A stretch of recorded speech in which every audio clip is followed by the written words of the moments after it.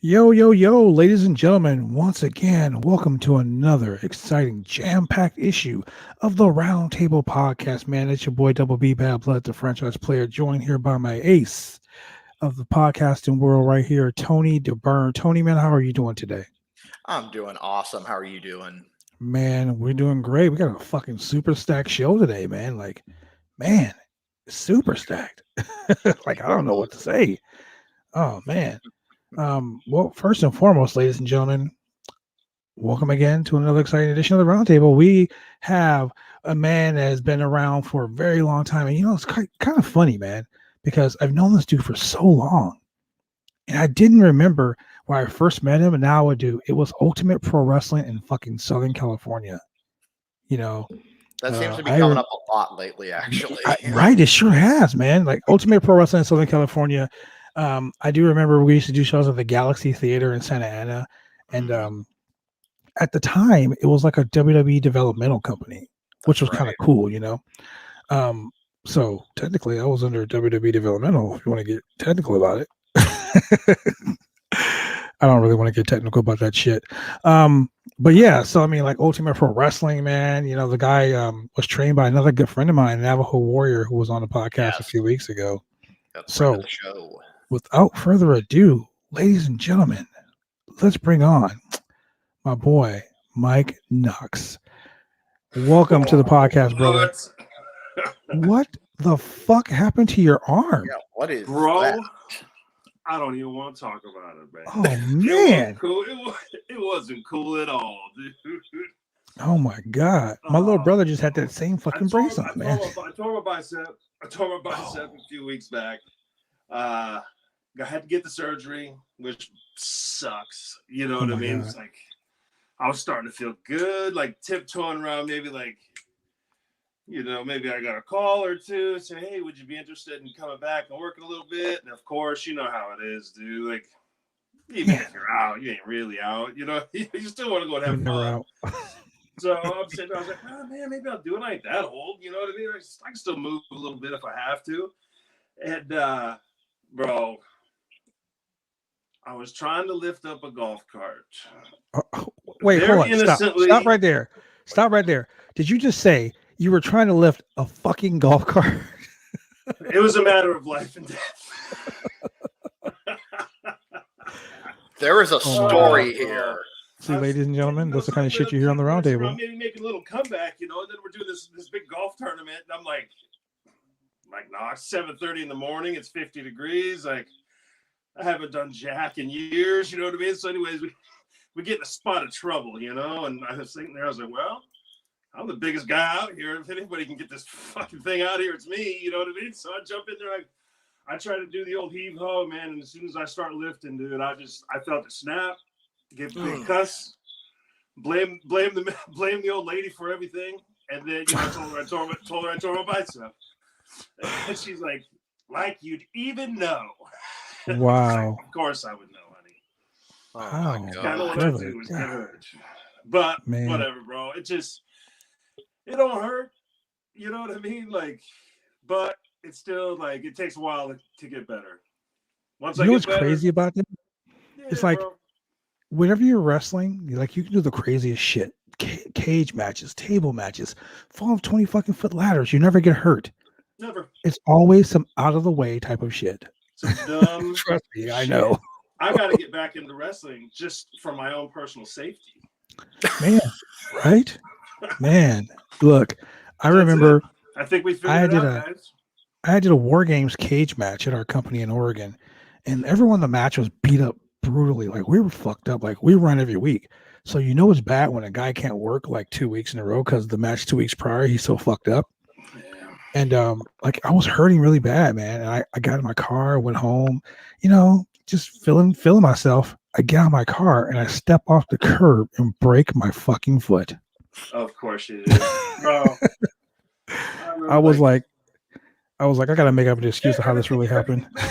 Nothing. It's never like, oh man, I was having this awesome match, and then at the end, I just took it too far. I was feeling it, baby. No, it's like, oh, I was walking across. I was trying to get beer at the freaking Publix over here, and some lady run me over with her car and broke my leg. It's so As you do. Oh, shoot, I tripped and fell. I'm like, just dumb. Man, that's how it happens. Here. Never nothing cool. I was trying to make up a cool story, and I just can't. I can't get through it without laughing. So that's usually how it happens. Yeah, just accept it, bro. Well, look at it this way, man. It's a good story for another day. You can tell.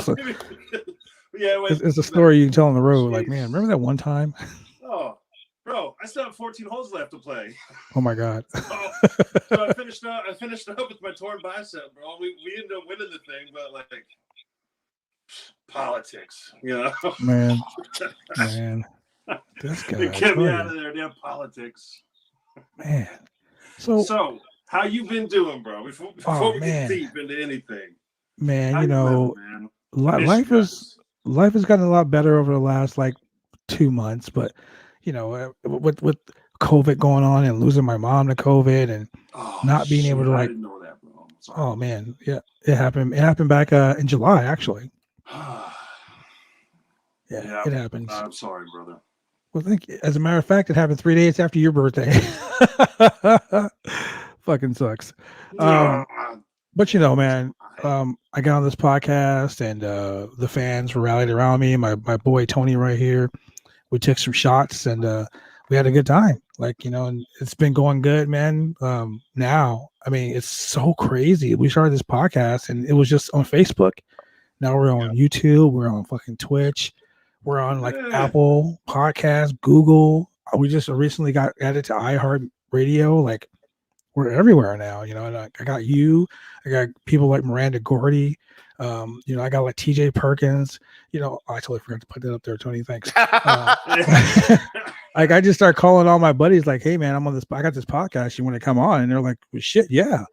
You know. And now it's like all the Impact is calling me, all the Ring of Honor is calling me, and you know, AEW is calling me, like, "Hey, man, what's up with us?" So I gotta get to my people. What's up with y'all? Exactly. So now I gotta get to my people before I go to anyone else. Straight up, man. Good things happening to good people. Man, good things fucking time. You know what I mean? Like, time. Just make sure the next time I see you, you ain't wearing that robo brace, man. Whoa, how you gonna beat people, baby? Bionic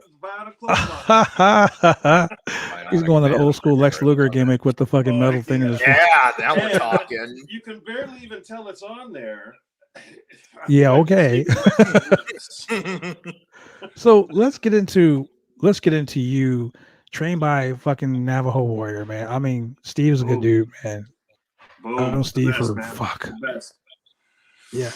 He's been around for, man. Me and him, we were talking one night. We had him on a podcast, and we literally had him. He says, "Hey, man, I got 15 minutes." 2 hours later, we finally get done talking. Of course, man. And we brought up so much cool shit, man. Chat about it. Oh, hell yeah, man. Man, I owe a lot to Steve, man. I owe. Christ. I was training up in like Oxnard. I was training up in Oxnard for like the first, I want to say maybe like 6 months or something like that. With Gary Crusher Key, you know what I mean? Oh my God, I remember Gary Keys. You know what I mean? It was like Cincinnati Red was in there. Like Gary Crusher Key was the guy in his goofy. Remember that little goofy car he had? It was like a Ferrari. Yes. He was like spoiler you had on the back, and he was like, "Oh shit, man!" Hardcore Kid was in there. Like my first. Oh, Aaron, fucking big ass Aaron. Me and him go back to my very first day ever, like in the business. So I was with his dad. I was sitting there with Crusher Key for a few months, and I was driving so freaking far, bro. I was driving like 7 hours one way to go to these practices. Where were you staying at? Just to practice. I lived in El Centro, California, bro. Oh shit! And I was driving up to Oxnard a couple times a week. So after that 6 months or whatever, he pulled me aside. And he was like, "I'm selling the school. Here's the name of the guy, Sean Dakota. You know, he's a good guy. Yeah. He's down in Phoenix. You know, he does an Indian gimmick, like blah blah blah." And I was like, "Oh, okay, cool." He's like, "Give him a call." And I looked it up a little bit. I was like, "Oh shit, that's only 4 hours." I was like a pig in shit. You know what I mean? I was like, hell yeah, I might go 3 times a week if I can get my freaking tires on my car on there fast enough. So at first, he took forever to open that school, dude. I mean, like, it was like months and months and months, and I just had my first match ever, so I was like chomping at the bit, like I was going nuts. I couldn't, like, I kept calling him and calling him and calling him. Like, you're like, open up, we're working quick. on a building. We're working on a building, brother. I mean, he was so sick and tired of me calling his ass. He's like, we're working on a building, bro. I was like, how fucking hard is it, man? Come on, get going. So he ends up like 9 months later or something like that, like finding this little building. And me and a few of my friends go up there, and it was just like us in this hot ass, no air conditioning. Like, you know the type. We all trained in them. Pull the garage door up, you know what I mean, to let the stink out. Like, oh god, bro. But it was just us. You know what I mean? It was like me and Navajo and maybe like 1 or 2 other guys. So everything I wanted to learn, I'd go in there every day. Hands on. Like, what do you want to learn, brother? And I'd be like, this, and this. You know what I mean? And I'd set my little camera up in the corner, and I'd do all the stupid moves that I wanted to do, because I mean, I didn't know who the hell I was going to be. And I go back, you never do. You know what I mean? You go back and you watch your shit, and you're like, ooh, you know what I mean? Damn, I didn't think it looked like shit. I thought it looked way cooler than that. That looks dumb. Like, why the hell did I do that? Like, I thought I could jump, or I thought I could do this, and then all of a sudden you watch it back and you look dumb. You're like, I'm never doing that again, ever. But that's how you figure out what you do. You know what I mean? Figure out what you're good at. But he spent a lot of time with me, bro. And that is a good way too. We had some real fun. We probably wrestled each other 500 times. That's all we would do. We travel around we'd go to hit the Indian reservations up, man. We travel all over place, man. Cowboys versus Indians. Did you ever, man? The Navajo Warrior versus the Outlaw Mike Knox. Wasn't he like the Navajo Kid back in the day when you did that? Yeah, I don't know. I remember you used to do the whole Outlaw Mike Knox gimmick at UPW back in the day. That's right, bro. Yeah, UPW. I think it was it was you and Samoa Joe at one time. I remember that because I remember hanging out with Joe over at this one gym, and like I never smoked weed, right? I had never smoked weed, and it was Joe and Rob Van Dam, Cincinnati Red, and what the hell is dude's name? God damn, I can't think of his name. Basil or some shit like that. Bad Boy Basil. Yeah, him. Bad Boy Basil. Yeah, that's we're all chilling there. I remember because he ended up passing when we were still working over there at UPW, right? Yep. He's like, hey man, do you smoke weed? I'm like, no, I don't. He's like, you are today. And they fucking locked me. You're gonna do it today, brother. They hotboxed the fuck out of me, dude. I'm like, and then they're like, we're gonna work out now. And I'm like, what? Like, where am I at? You know, had me so fucked up, dude. But yeah, those people, you learn a lot about people, man. So you were heavy into WWE. I mean, ECW, fucking. I mean, you work with guys like CM Punk. You work with fucking Shawn Michaels, DX, Rated RKO. I mean, you were in fucking WrestleManias. Kind of, you know. I kind of work with them. Well, yeah, we're not gonna go there. I was in there with them. They didn't really let me work with them. Yeah. Tell me about the experience of. Punk had good stuff going. You know what I mean? Like, we had some good matches. Like, we had some good chemistry. But they cut that right off too. You know what I mean? Like, they never really let us. You know, he went on to bigger and better things pretty quick. You know what I mean? And I kind of just lingered. You know. Well, I wouldn't say you lingered. You know what I mean? I got in trouble at ECW, and then like we were back, and I was like, I thought I was gonna get fired, bro. You know what I mean? Like, they had me off. They had me off TV for a while. I was like, oh shit, man. Like, I got a DUI, and I was like trying to hide it from them, and I was like, just so dumb. You know, you get there and you're like, oh my god, I fucked up. Like, they're gonna fire me. I better just do everything I can to hide this stupid thing. Like, whatever. So they found out. They sent me home for a while, and I was like, damn, I'm never working again. I just spent 12 years of my life trying to get to stupid WWE. And now I got there and I just one night screwed up. You know what I mean? Like so stupid, which is so dumb, you know? Dangerous, irresponsible, horrible thing to do. And I did it and, you know, took the punishment, did my thing, you know what I mean? But then like I got back and I was like, okay, I got a shot. Who am I working? And they're like, Stevie, you're going to work Stevie Richards. I was like, okay, good, man. I know Stevie. Stevie just kind of got hurt too because like Shane had like hurt his throat or something. Like they were fighting, farting around like at the like in Connecticut or something like that, and Shane choked him out too hard. Oh shit!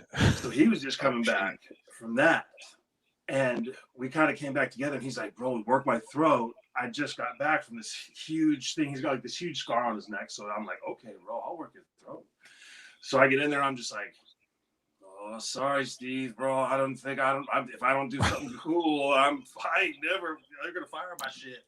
So I go out there and I'm going hard after him. You know what I mean? And he was going hard after me too, which was good, man. Yes. Because we hadn't really worked that many times before, but it was like he was fighting for something that was real.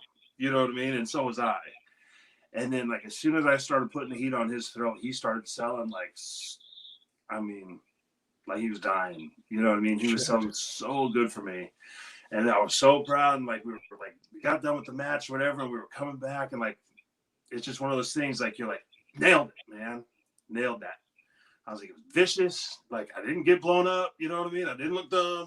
Neither did he. Like, we nailed it. We both accomplished exactly what we wanted to do. And then we walked back through the fucking curtain, bro. And Vince McMahon's standing there. And like, I'm kind of like, yeah, man, like we just nailed it. And he's like, what the fuck was that? And like, I'm just like, you know, it was just like, he was like, no, you're like, good oh, job. fuck. And like, Stevie came through. And he's like, what are you doing? Like, why are you selling like that? Like, because he was like, oh, like just super selling the shit out of it. You know what I mean? He wasn't mad at you. No, he was like, okay. Like, I wish he would have killed you. You were selling so bad. Like all this shit. Wow. So I was just one of those things, you know what I mean? But then like right after that, we had like one or two more matches and we like kicked the shit out of each other a little bit more. And Vince kind of gave me a little shove up when really I think I was just coming in to help Stevie get over a little bit. But instead I was like fighting for my life, I felt like. So shit. I did that. They let me stick around a little bit longer. You know what I mean? Like I think I had Kofi's first match at ECW. I had Evan Bourne's first. I had Evan Bourne's first match out there there, like right after there, like right in that little run. So it's like I got to like I ain't gonna be dumb enough to say break them in because like we trained together for years and like did all that, you know, did all the same kind of stuff, you know. So we're already well broken in by then, but. You know, that's like a little kind of a feather in my cap that they would trust me enough to, hey, there's these guys coming up and they're good and we want to get them over a little bit. Let's put them with Noxie. You know what I mean? He's going to make them, he'll make them look good. It'll look real and it'll be believable and blah, blah, you know what I mean? So I kind of ran that for a little while. I ran it. It's because you're solid. You know, ran its course or whatever. It's because you're fucking solid, bro. Exactly. Yeah, like right when I came in ECW, they put me with like Sandman and Balls and like, you know what I mean? Like those guys, which God bless their hearts. I love them. You know what I mean? I really do. I'd give them, just like they would, I'd give them the shirt off my back because they tried their best to help a young guy get over the best way they knew how. You know what I mean? That's ECW. That's good. You know what I mean? That's me getting smashed in the face every night with a stick or a chair or, you know what I mean? Or a stick and a chair. But they weren't good matches. You know what I mean? Like they were good for what they were, but nobody. I think we've all had those type of matches. Nobody could see that I could wrestle. Nobody could see that I could work. You know what I mean? Like nobody could see that I could, you know, that I could do a 25-minute this or you know, a good tag match with great psychology or anything like that. They just knew I was out there and I was getting smashed in the face every week and I was coming back for more and I was like trying to stop Kelly from doing this and I was trying, you know what I mean? Like I was just trying to make any little way in there and it wasn't working, bro. You know what I mean? Like it wasn't working with Kelly. It was something Vince wanted a Macho Man Elizabeth gimmick thing. But then every time that I would try to like start getting like the way that Macho used to be, it was like, oh, Jesus Christ, you can't do that. Like, stop. You know what I mean? You can't do that kind of stuff. You have to so it's like, so what am I now? I'm just like a dude that's standing around with some girl that everybody wants to take their clothes off, but I won't let her, you know what I mean? Exactly. And she's flirting with everybody, but then I go to try to fight them and they kick my ass. Like, how the hell am I supposed to get over with that, man? It's like the worst story ever for a bad guy. Well, I look at it like this. You've been in WrestleManias. You've been in fucking Hell in a Cell. I mean, not Hell in a Cell. Elimination Chamber matches. Yeah. Like world title matches, world title fucking. I mean, you got to work with Jericho. Unfortunately, R-Truth, because but you've done some crazy shit too. Oh my god!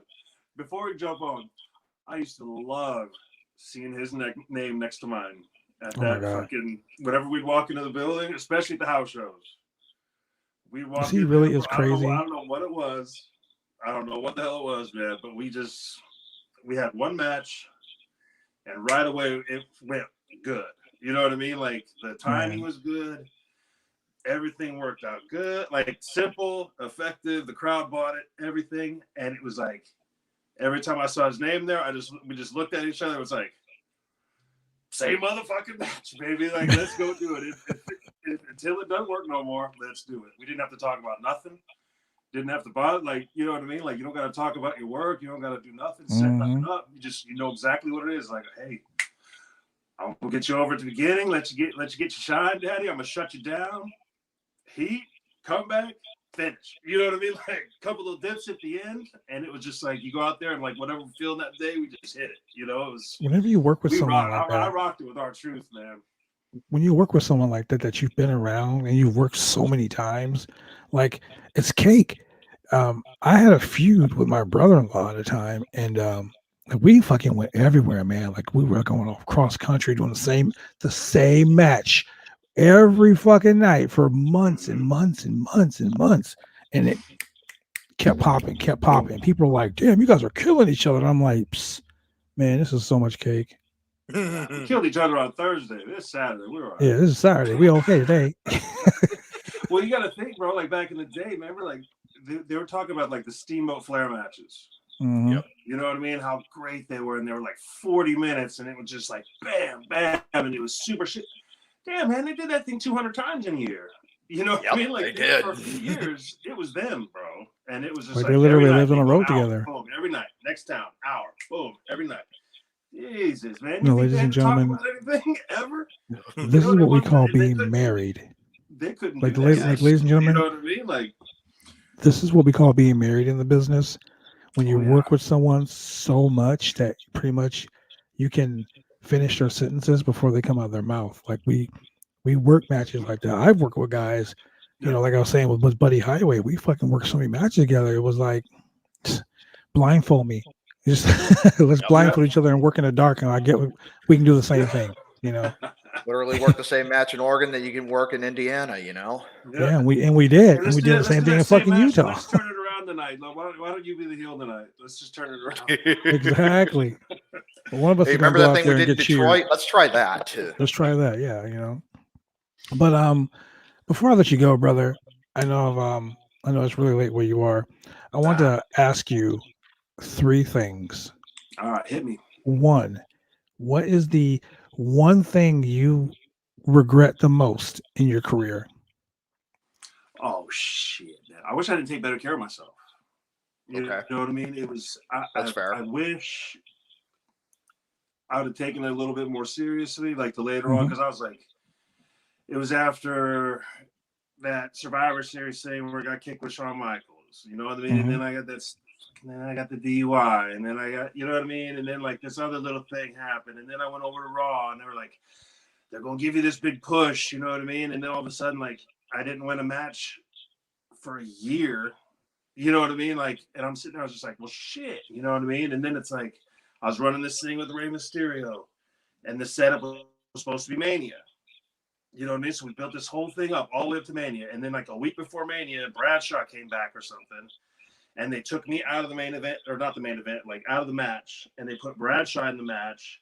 And I think that was the year that like Bradshaw lost in like 20 seconds or so. It was like something like that. You know what I mean? So then that thing happened. And then like I went on, and it was like, and then I just kind of lingered, and I was like, well, fuck, man. And then I got a little bad advice, and I ran with it. You know what I mean? It was like, I think, what did Arn tell me? He's like, man, you ain't never gonna be an underwear model, bro. You ain't cute. You're ugly, dude. And I was like, well, fuck you, pal. Like, whatever. I was like, I know, but my mama said I'm cute. So fucking Ian Anderson, boy. he's like, he's like, embrace it. You know what I mean? He's like, quit trying to get a 6-pack. He's like, we got 100 guys with 6-packs. You know what I mean? Quit, do this. He's like, quit eating salads. You know what I mean? Quit doing this shit. He's like, drink some fucking beers, eat some cheeseburgers. You know what I mean? Get dirty, bro. You know He was what I like, mean? he was like, be a man.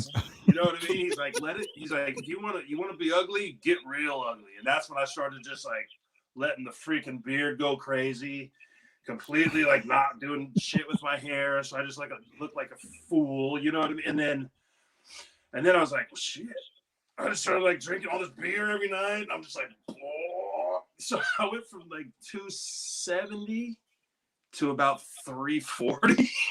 Fuck, damn. You know what I mean? So it's like, of course they ain't gonna like let me do shit. You know what I mean? And then it was like, I was right around 300 pounds, and there was a little glimmer of hope. You know what I mean? But by this time, I was drinking so damn much. You know what I mean? Like I didn't give a fuck about nothing else. Like I was just like, hey, where we going tonight, boys? Like, and that was I didn't give a shit. You know what I mean? That's all I cared about. So I'd go out there, do my match. Then I'd want to go drinking, man, every single night.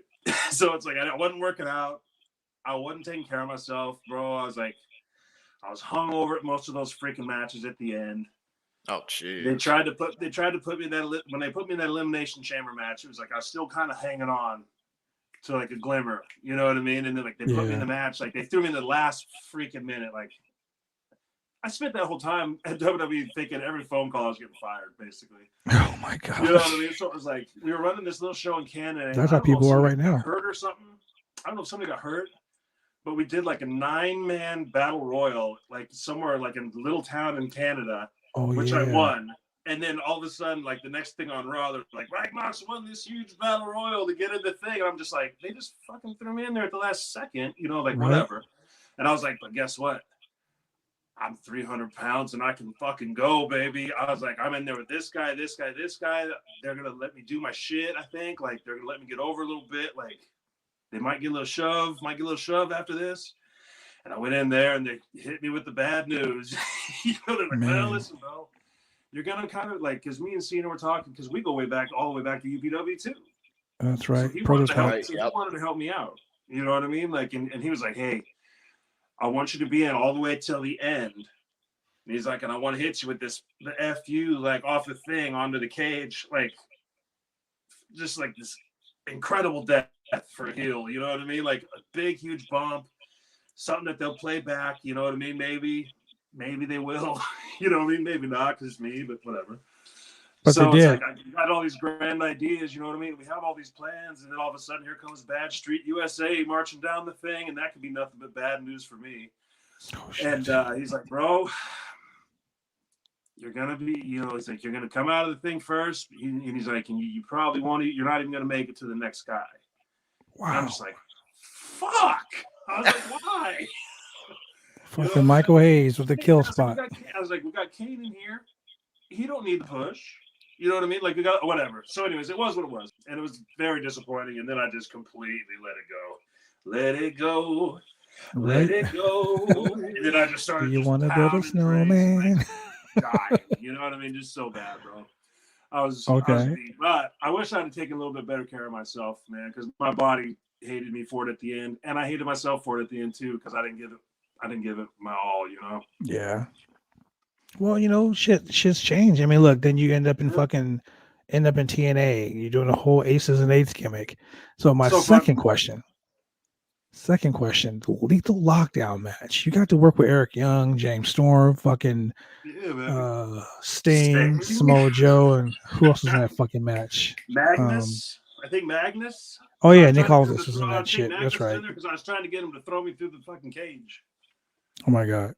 Okay, so what were you being in the ring with Sting and fucking, being on, with Devon Dudley and unfortunately Garrett Bischoff. My heroes, baby. I just had dinner with Garrett the other night, dog. Oh my God. That's one thing. That's the one thing about the aces and eights, bro. For reals. And this is no bullshit. I mean, besides like me, Bubba and Devon, they're WWE guys. You know what I mean? So like they're down in like they're in Orlando and they're doing their thing. We don't see them very often, but we see everybody else. You know what I mean? Like we're all down here in Tampa. Like me and Festus are still best friends. You know what I mean? Like he was coming to my wedding. You know what I mean? Like Garrett's coming to the wedding. We got a big showdown in Lyons, Georgia coming up in a couple of months. Aces and Eights reunion. There could be 3, 4, 5 aces and eights, maybe 6. It's gonna be. Is that going to be? Is that going to be the Talking Shop Mania gimmick? Oh no! These are two big shows, man. Like we got a little run coming up. It's gonna be. I want to say it's like me and D'Lo, Garrett, Wes. Is Wes still in Tampa? Drew, yep. I know. I think he's in. I think Wes is in Orlando. I think because last time I saw him, it was at WrestleMania week in Orlando. Yeah, I think he's in Orlando, bro. He was wrestling a fucking bounces alligator. back and forth, man. His dad lives about 10 minutes from me. So whenever he was still living down here, man, we used to kick it a bit. Nice. But like we're friends, man. Like all of us, we got along good. Me and Kennedy, like my first time up on the road at WWE, I rode with him. Like he drove me around. Like we went back to the first day. So like those guys, it was pretty badass, man, to like get to hang out with your friends and like do your stuff. Remind me when we're off the air. Remind me when we're off the air to tell you a story about Kane Anderson and Indianapolis, Indiana. I know that story. You already know, Tony. Yeah, we fucking ripped him so good. Don't tell me on the air if there's any incriminating things. Exactly. So anyways, bro, with that Aces and Eights gig, I got to wrestle with my best friends, some of my best friends that are in the business. And I got to wrestle against my freaking heroes, like Hulk Hogan, for fuck's sake, bro. Like my dad sent me a picture. I was a little kid. I'm like, with all Hulk Hogan shit behind me. You know what I mean? I couldn't have been more than 9. I just saw this fucker last week. I couldn't have been more than 9 or 10. And it all came around full circle. You know what I mean? So I'm sitting there working with him. You know what I mean? And then like Sting, one of the greatest heroes of my life. You know what I mean? It's like I get to work with him, and he's cool as shit too. You know what I mean? And so is Hulk. Hulk's trying to like blade for us, bro. I'm just like, baby, no, hell no, man. I'm Mike Knox, daddy. You're fucking Hulk Hogan. He's like, I'll soak this whole carpet up for you, brother. Like he's just like a brother, you know what I mean? So it's like we get to do all this shit, you know what I mean? And we get to do these cool ass matches, like the main event style matches in the cage. I think freaking Sting like hit me with one of the drops. Eric Young went up to the top rope, and then they had him go up to the top of the cage. So I was like, I had him Sting pick me up and hit me with another one, like one of the Death Valley drops or whatever. And here comes Eric Young off the top of the cage. You know what I mean? You want to talk about puckering your butt up a little bit, Big Daddy. You want to see that big man coming off the top of a cage at you with an elbow. You know what I mean? But here's how I think of it. You've been out there with me before, bro, so you know. We're 20 years in the game. We know how to protect ourselves. I would much rather take it than than Devon. You know what I mean? He's been around forever. There's no need for him to do that. That doesn't prove anything for him. It doesn't do nothing for him, for his career. You know what I mean? True. Bubba don't want to take that. You know what I mean? He would, but I wouldn't try to let him. I can't even remember he was even in that match. I think he had a match later on. So it was like it was going to be like Garrett or Wes or like one of those dudes. I was like, fuck that! I'm not letting them lay down that shit. I want to get a good view of this. So I was like, give me what you got, man. And like I said, man, you never know when you get those kind of moments, when you get those main events and you're doing all that cool shit. Like you don't know when you're going to get that chance to do it again. Yeah, you got to do it. You want to squeeze every little bit you can out of it. So it was like every time like Magnus would touch, I'd be like, throw me at that fence right there. And I just remember running so hard and so fast and throwing myself so hard against that fucking cage. I remember in UPW, I can't remember if it was like Skulu or like one of the Samoan boys hit the cage and the cage fell off of Skulu. Right? Yeah, the I remember. Cage fell into the fucking crowd. Yep. That's what I was trying to do, because that's all I could picture in my head was that cage coming off, and I could see a little light in there. I was like, oh, if I hit that spot right, I bet I can get that cage to fucking collapse into the crowd in San Antonio. You know what I mean? Or wherever the hell we were. So I was sitting there. I was like, oh, man, throw me again, Daddy. Throw me again. Like, because I kept hitting it. Like, I feel it moving just a little bit more. And I was like, I just couldn't. I couldn't do it no more, bro. It was going to get boring if I had to throw me anymore. Man. But I was perfectly willing to go through that cage. You know what I mean? And I was perfectly happy taking that elbow off the top with Eric. He's a fucking pro, dude. He ain't going to kill you. You know what I mean? And so are we. You freaking do what you got to do. You sit up and protect him so he doesn't bust his tailbone. You know what I mean? I'd rather get a little hurt. You know what I mean? I'm a big dude. I can handle it. You know what I mean? Like, I ain't saying they ain't big, but I'm usually bigger. You know what I mean? Exactly. Like, so I've spent a lot of time taking people's shit, like baiting people, and letting people jump on me, like doing all that stuff. I know I can protect myself. So I like that shit, man. At Aces and Eights, that was so fun. We're going to do that little reunion, and I know I'm going to go too. We're all going to go too hard. You know what I mean? Like, we have, like, I ain't seen D'Lo in a little while. I'm sure we're going to try to impress each other a little bit because we go way the hell back too. Oh, man. Well, my third question, and you kind of answered it right now for me, but shit. Now, my third question would be, how hard would it be to get an Aces and Eights fucking reunion on the Roundtable podcast? Ooh. There's a lot of different folks on this Aces and Eights, man. Yeah. Man, how about this? You pick three dudes that you click with, that you are so close to that you can have the most funnest fucking conversation live on the internet. You pick three dudes. I will give you an hour on the Roundtable podcast. You guys can share as many stories. My fans are in the chat room right now. They're fucking blowing up with it. They would love to have you guys back on the podcast. Like, I will dedicate a day to you guys. Take a little poll. Let me see what I can do. I'll talk to some of the boys, maybe. We'll see. That'd be nice. You know what I mean? Everybody, you know how they are. I ain't trying to promise nothing. Oh, for sure. You know what I mean? Absolutely. They all got their own shit going on. You know what I mean? But I could always reach out, Daddy. Good looking out, brother. Ladies and gentlemen, that has been your boy right there, Mike motherfucking Knox. And man, thank you for joining me on the Roundtable podcast, man. Stop swinging them golf clubs like that. And we know what really happened. I'm the best professional wrestling golfer in the world. This guy. This moment, but overall, challenge accepted. Man. Greatest golfer wrestler in the world. And I'm waiting for my my invitation, brother. You know what I'm talking about. I ain't gonna put you out there. I ain't gonna put you out there online right now. But yeah, I'm gonna shoot you the address. Baby, it's in the mail, Daddy. It's in the mail. Hey, I got freaking flyer miles. I could be in Tampa anytime you need me. The bachelor party is about to be popping. Ladies and gentlemen, that's your boy Mike Knox. You know, baby. We'll be right back after these crazy ass commercial break, ladies and gentlemen.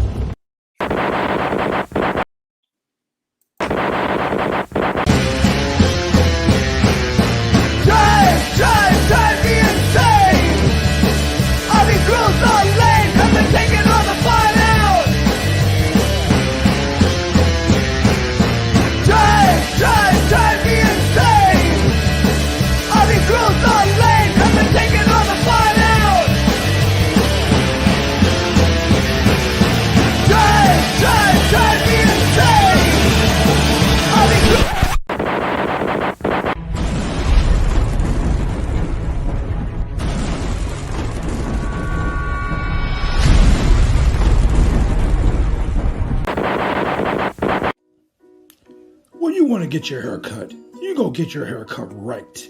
You head down to Big D's Barbershop. Big D's Barbershop, Vancouver, Washington's best and brightest. 1019 Main Street, Vancouver, Washington, where you can go get your hair lined up, cuts, fades, shampoos, conditions, and all the great things that go with supporting a local barbershop in a local business area.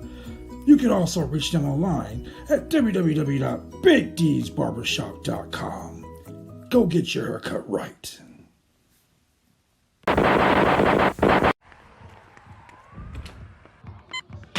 These are more than just the sounds of a safe place to go after school. These are the sounds of interest being ignited and of mentors making an impact. At Boys and Girls Clubs, we don't do just one thing. We do whatever it takes to meet the needs of every kid who comes through those doors.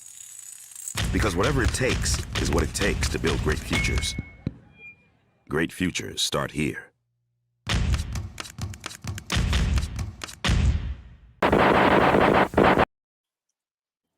Man, what else can I say? Mike Knox is the man, bro. I've known Mike Knox for so long, and man, he is such a good dude. I'm sure glad he was able to come on the Roundtable podcast and talk to everybody here, take time out of his busy day, and yeah, man, we just And as awesome as that was, I mean, we're just getting started. Yeah. Unfortunately, it looks like Miranda Gordy had to leave the green room, but we have Knox Pro extraordinaire, surfer, wrestler, all around cool ass dude. Ladies and gentlemen, welcoming to the Roundtable podcast, your boy Otto. Brother, welcome to the Roundtable podcast. What's going on, guys? My name is Otto Von Clutch, and this is the Roundtable Podcast, the blue collar wrestling, and it's just a good time. Thank you guys for having me tonight, because you know what? It feels like a good night to be here. Man, I love your fucking energy. 100% right. Man, that right there just lit my fuse, man. I am fucking excited to have you on the show, man. Tell these people about who you are and where you come from. Man, basically I started my wrestling journey in 2014. I was, just 24 years old at the time. Didn't know where to go, basically during those times from 18 to 24, just kind of being a normal teenager, young adult, surfing all the time, just fucking around, man, just not even like worried about the future. And then I realized, I'm like, you know what? One day it just kind of clicked. I said, you know what? I got to follow my dream, and my dream is professional wrestling. It's kind of funny that Mike was on here tonight, because I used to go to all those UPW shows, and that was kind of my goal when I was a young kid. It was like, hey, I'm going to go to UPW. That's where I want to go and train. Well, by the time, I was 18, 19 years old, that was 2007 and 8. UPW, I believe, wasn't really around. I don't want to quote that, but I believe that they weren't around at that time. There wasn't a wrestling school that I knew about. So, fast forward, here we are, 2014. I see Knox Pro Academy. I see Gangrel. I see Rikishi. I see the Count of California, Black Pearl. Advertising this school, and I'm like, fuck, this is 45 minutes away from me, man. Like, I'd be crazy not to do this and follow my dreams. And so started in June, and by freaking in June, I actually hosted one of their first shows, or not their first show, but my first show that I was a part of. I was like the host of the actual show that night, which was super on the spot. I only was doing this for 2 weeks, and they're like, this kid, he just has he likes to talk. Let's just throw him on the mic. So I botched everybody's name, I feel so bad with this thing. I believe there was a guy, I called him Stingray McCrae. And this guy left the school like literally 2 weeks after I joined, after I botched his name. He just never was around again. I still don't even know who this guy was today. But so whatever, like that guy was a botch. But then from that day, Rikishi, Gangrel, kind of like how Mike was saying, we trained in Sun Valley. It was super, super hot. There was no air conditioning in the domain. The domain was a sacred place. It is a sacred place. But we don't, there's no air conditioning. You train and you condition your body and you get ready for these things. So about a month and a half in, here I am, main eventing with Rikishi. And I did that for like 3 years straight, like every month. Had the opportunity to wrestle my hero every single month, sometimes even multiple times. We'd go on tour. They'd give me the opportunity to go to New Mexico, Texas, Hawaii, all across California. I mean, really gave me a platform to grow. And, it was just, it's a great place to start your journey. So there it is. Bow Wow starting his journey in professional wrestling. What, no better right? place for him to learn from Rikishi, because they're going to learn real quick. Like, this is not a joke. You know what I mean? This is very serious. And so it's cool. It was such a blessing. So basically just doing that for, a few years. And now I said going to Hawaii and yada, yada, yada, all over the place and training. And, now they gave me the blessing to go and, go on the independents, because I asked them, I said, I want to go out and I want to just explore the territories. I want to go out there. I feel like that's the way I'm going to grow. And I definitely betted on myself on that feeling, and it's been a good feeling. Now here I am. I landed myself in Las Vegas, Nevada. During that time at Knox Pro, Sin Bodhi he was there for a few months. And during that time when Sin Bodhi was there, there's things to this day that I was taught during these classes that I utilize now. So here I am in Vegas, and I've been super busy, which is a blessing during the pandemic, being busy. Actually, it is. That's a very big blessing. So now here I am, training at FSW on Mondays and Tuesdays. I haven't been there for a couple of weeks, just been, just traveling and wrestling. So it's been a blessing. There's a company that I want everyone to know about. It's called Devotion Championship Wrestling. Yeah. Every Thursday on Fight TV. I mean, I'm kind of a second generation wrestler because my father is a wrestler. My mother was, my mother slept around. Wait. Hold on one second. Yeah. I know where you're going with this. And ladies and gentlemen, let me tell you, I've wrestled all through the country. I've wrestled in Utah. And in Utah, there's a man amongst men who is a god to the people in the state of Utah. And that man's name is Tombstone Jesus. That's right, ladies and gentlemen. I said it, Tombstone Jesus. And I just know that there's something between you and Tombstone Jesus. I've been watching you, man. I know what's going on with you guys. I'll tell you exactly what's going on. And my mother's vouched for this. My mother slept with Tombstone Jesus back in 1989, and he is my father. There's no ifs and buts. This is way before Vince Russo joined the company. Let's just get that clear. I figured this out way before Vince Russo ever was there. So people want to say, oh, Vince Russo, this is his storyline. That is such bullshit. This is my father. We had a DNA results. A real quick story just on Tombstone Jesus. Everyone has an iPhone, and your iPhone, he has the most expensive iPhone. This man is a god. He has this expensive iPhone 13. I mean, they don't even have the 13 now, but this man has Tombstone Jesus. And so literally only his voice works for this iPhone. And so we're driving down the highway, and I said, man, I know the pandemic's happening, Father, and this DNA results are kind of backlogged. We understand that. Let me just try your iPhone, and let me just try your voice. He says, Junior, no one can do this, not even my best friend Joe. He can't even do that. I said, Dad. God, just like him. I said, Dad, let me use that iPhone. Let me use that iPhone, Dad, and let me prove to you. And this is, I swear to God, and I hate to use his name in vain. This is a true story. I grabbed his phone, and I have goosebumps going through my body, baby. I said, hey, Siri, take me to Walmart. And it says, thank you, Mike. You're going to Walmart right now. Oh, and my God. His eyes dropped. It was a $500 bet. And I swear to God, that man went to the Wells Fargo in Salt Lake City. Actually, it was Syracuse, Utah. And that man got his bills, and he paid me $500. Granted, I paid for gas all the way back. I even bought that man dinner. I brought my father dinner, damn it, even though he owes me child support. So there's no ifs and buts about it. That's my dad. And so I hate to say I don't want to step on toes, but I'm kind of the second generation superstar.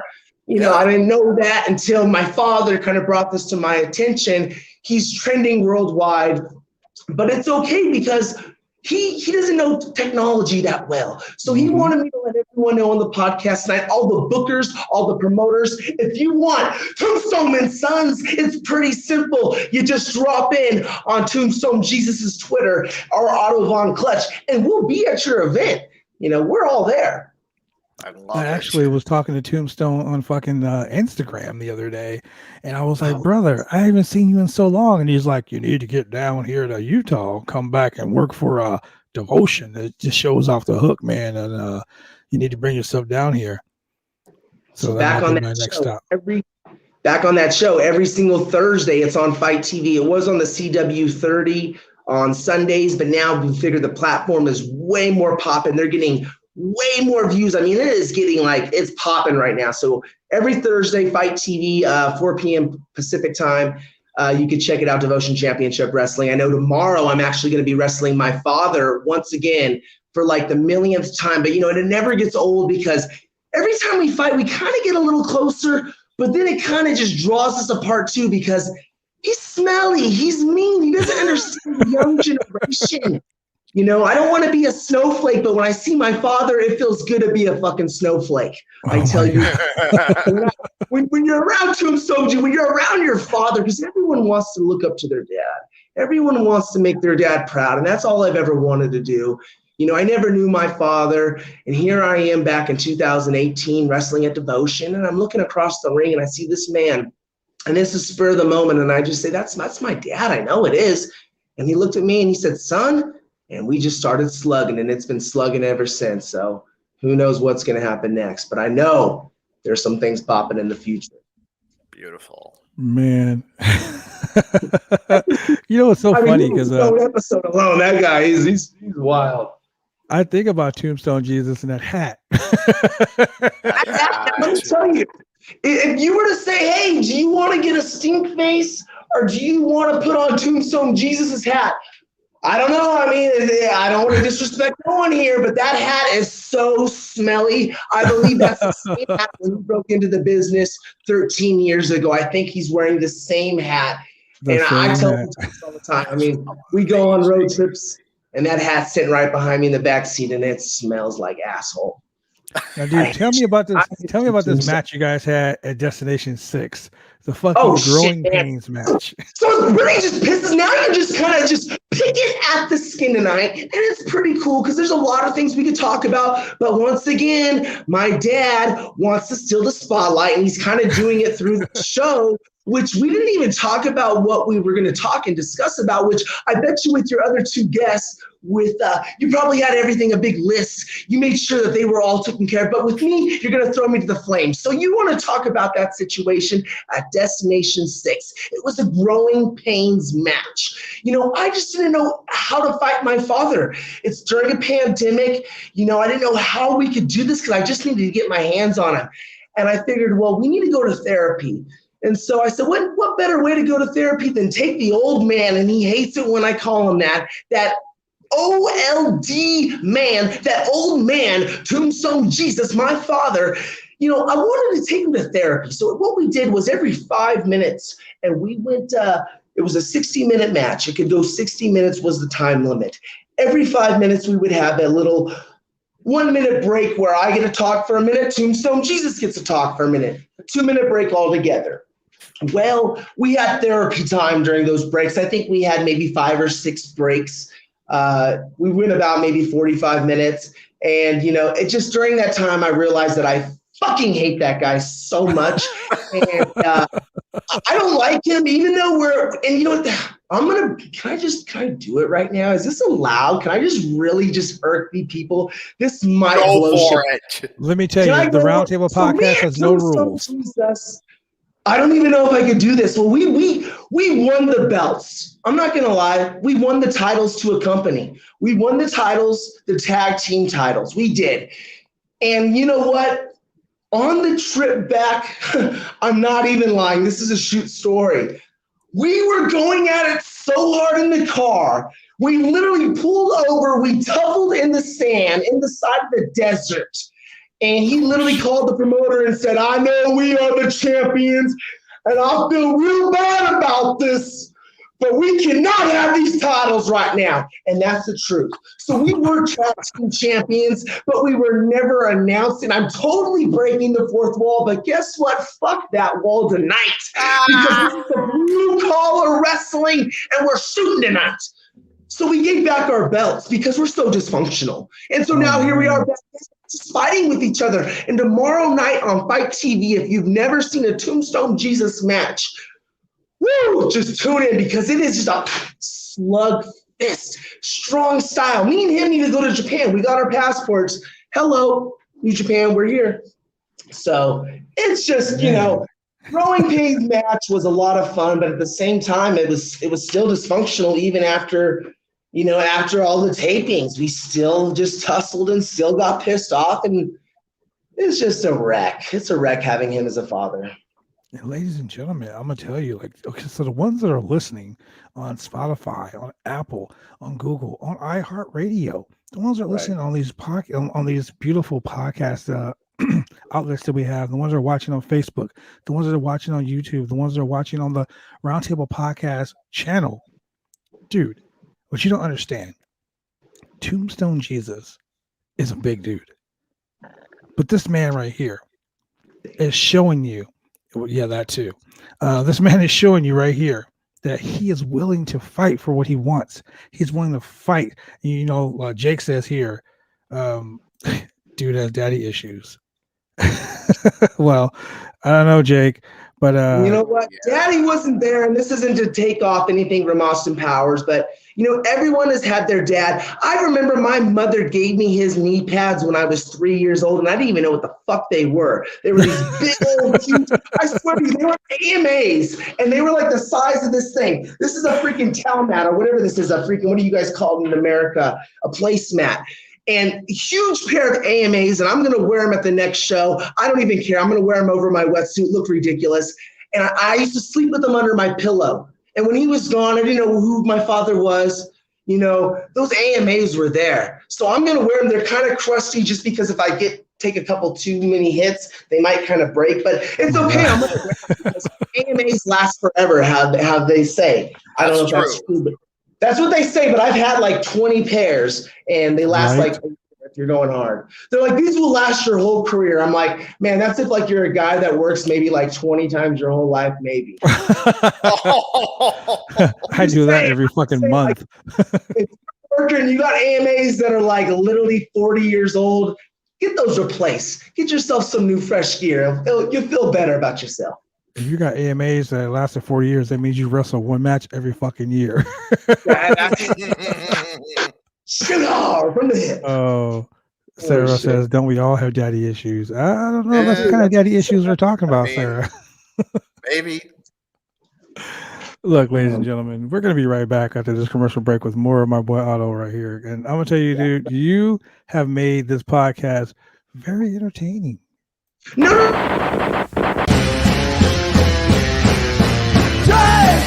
Drive me insane. All these rules are lame, cause they're taking all the fun out.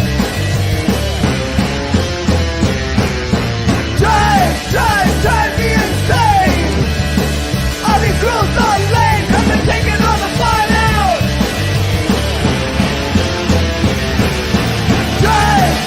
Drive me insane.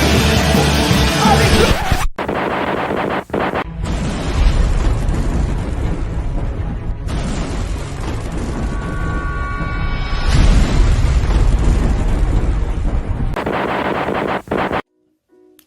When you want to get your hair cut, you go get your hair cut right. You head down to Big D's Barbershop. Big D's Barbershop, Vancouver, Washington's best and brightest. 1019 Main Street, Vancouver, Washington, where you can go get your hair lined up, cuts, fades, shampoos, conditions, and all the great things that go with supporting a local barbershop in a local business area. You can also reach them online at www.bigdsbarbershop.com. Go get your haircut right. I'll tell you guys, ladies and gentlemen, Big D's Barbershop, man, give you the best fucking haircut you'll ever have. Otto's over here playing with the blinds. And Yeah, we're I'm here sorry once about again. that. I went to the back. I had to go look at the strip. Las Vegas is beautiful. I was there 2 weeks ago. I know, brother. It's a beautiful place. And you didn't call me or anything. We could at least been in bubbles and talk to each other. I should have sent you like a text. Man, everything's open there. It's freaking crazy. You know what's crazy Yeah, is I no know. one ever hit me up. No one ever hits me up. And now that I live in Vegas, I get like a message every couple hours like, yo, I want to come visit you in the springtime, in the summertime, in the fall time. It's like, get out of here, man. Serious. You didn't want to visit me when I was on the beach. Now you want to visit me when I'm on the strip. What the hell? That's because everybody want to go to the Nerd Bar out there in Vegas, ladies and gentlemen. The Nerd Bar is out of sight. I went to the Nerd Bar. We saw the Micromania. They had the minis out there wrestling, Yeah. doing some MMA, and once again, like, it just was an eye opener. Like, I got to realize, like, I'm you know, we're workers now. You know what I mean? Like, you can't go to those events because when you go to one of those events, even if you want to just enjoy it, because I want to be entertained. And that's one thing that a lot of people don't realize. I feel like I've learned being around this business this past 7 years is I've always loved to go to, like, you know, comedy shows, Broadway shows, just live entertainment. And wrestlers, we all love to go out and see that. We love to be entertained ourselves because we're entertaining folks all the time. We want to be entertained. Absolutely. And fans, man, I tell you, they just want to pick at you. They want to poke at you. And all I could say is I left that event very early. I think it was like the second match, and I was out of there. So Welcome it to was the a bummer world of 'cause I being a wanted to professional see wrestler. kids, but, you know, I just learned, like, smarten up. No more of that. So Well, there you know it what is. it is. You know what it is. It's What's now you're a public figure. Now people want to they want to know you, and it's crazy. Like, I used to be like I tell this story to people all the time, and it truly makes me laugh. Like, I didn't realize how popular or how much of a public figure I was until I was at my kid's school, and it's Christmas time. I mean, we're doing the Christmas bazaar, and I'm making this like little sock snowman out of rice in a sock, right? And by myself, like, my daughter's fucking ran out with her girlfriends, and I'm making this thing, and his kid walks up to me and he looks at me, and I say, "How you doing?" He looks at me and he fucking looks around and he runs away. And I'm like, "What the fuck's wrong with this kid?" So then he comes back and there's two kids, and they're both looking at me, and I'm like, "Can I help you guys?" And they're like looking around, and they fucking ran away again. I'm like, "This is ridiculous." A third kid comes with them. And the third kid comes up and goes, "I told you that was him." And I was like, "Excuse me?" They're like, "Dude, I seen you on TV. You hit a guy with a crutch wrapped in barbed wire." And I'm like, "No, that wasn't me." And then he goes, "And you grabbed a sex toy and you shoved it in that guy's mouth." And I'm like, "That was not me." He goes, "Yeah, it was." Look, and he pulls his fucking phone out. I'm like, "Oh my God." Oh no. I'm like, "Shh, don't say anything." And my daughter's like, "Hey, get away from my dad." Oh my God. It was Hey, we had you a know war what, games that match where I hit a guy with a dildo, and that's what they saw. There you go, right there. You know, that's how it is. Like, and that's the thing with technology. Like, I always just think in my head, like, man, if I was a wrestler like in 98 or 99, like how much different it may be. Like, so I have that Facebook app, or not even an app, it's just like where my location's on. So like anyone that wants to turn their locations on can see like the friends nearby. So this was a couple of weeks ago. I'm doing a show in Texas, and I'm at this barbecue place with my family. I took my family out to Texas. I flew them all out. I thought, hey, why not just have a good night, have them watch me wrestle? They haven't seen me for a year. My daughter's seen me wrestle. So I bring everybody out, and literally I go outside, and there's literally like 6 fans that want pictures. They fucking are all there, and like my family's there to witness this, and I was very surreal because I'm just a little ant, like in a huge ant hole. You know what I mean? Like, I'm just like, wow, it's we touch people's lives, and one thing that I do miss about the whole pandemic is I miss going to the charity events. I mean, that's one thing that Knox Pro has taught me, like, to give back to the community, and that's something that I even took forward in my career with a great company in Compton that I would love to shout out to called Amped Up. Sean Black, Sean great Black man, works in this community, and he does beautiful things in this community. We were just touching people's lives, it was a beautiful thing. And I just love being able to do community work and charity work like that. I love, being able to pass out the presents during Christmas time. And it's kind of this year we didn't do that. You know what I mean? But it's getting close. We're going to go back to that. So it's a positive thing. But that's one thing that I really have missed during the pandemic. And I know you didn't even ask this question, but I just feel like I want to just drop it out there. But Sean Black, though, give him a shout out to Sean Black, because he really does touch the community. You know what I mean? And that's what it's all about, is trying to get, your community involved in what we do. And we all love professional wrestling. Yeah, Sean Black's a good dude, man. I told him he wants to come on the podcast. I told him anytime he wants to, man. He's more than welcome. I've known him since like 2018, and like he is a real good fucking dude. Like he does a lot of stuff up there, man. In Compton, I'm from LA, so anytime you're doing something nice in Compton, I'm all about that. He's a real positive guy.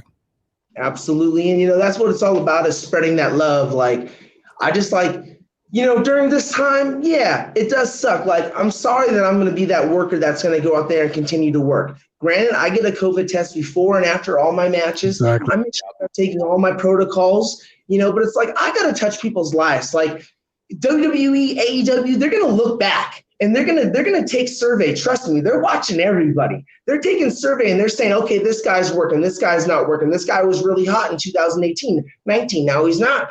What's up? They're watching. So I figured,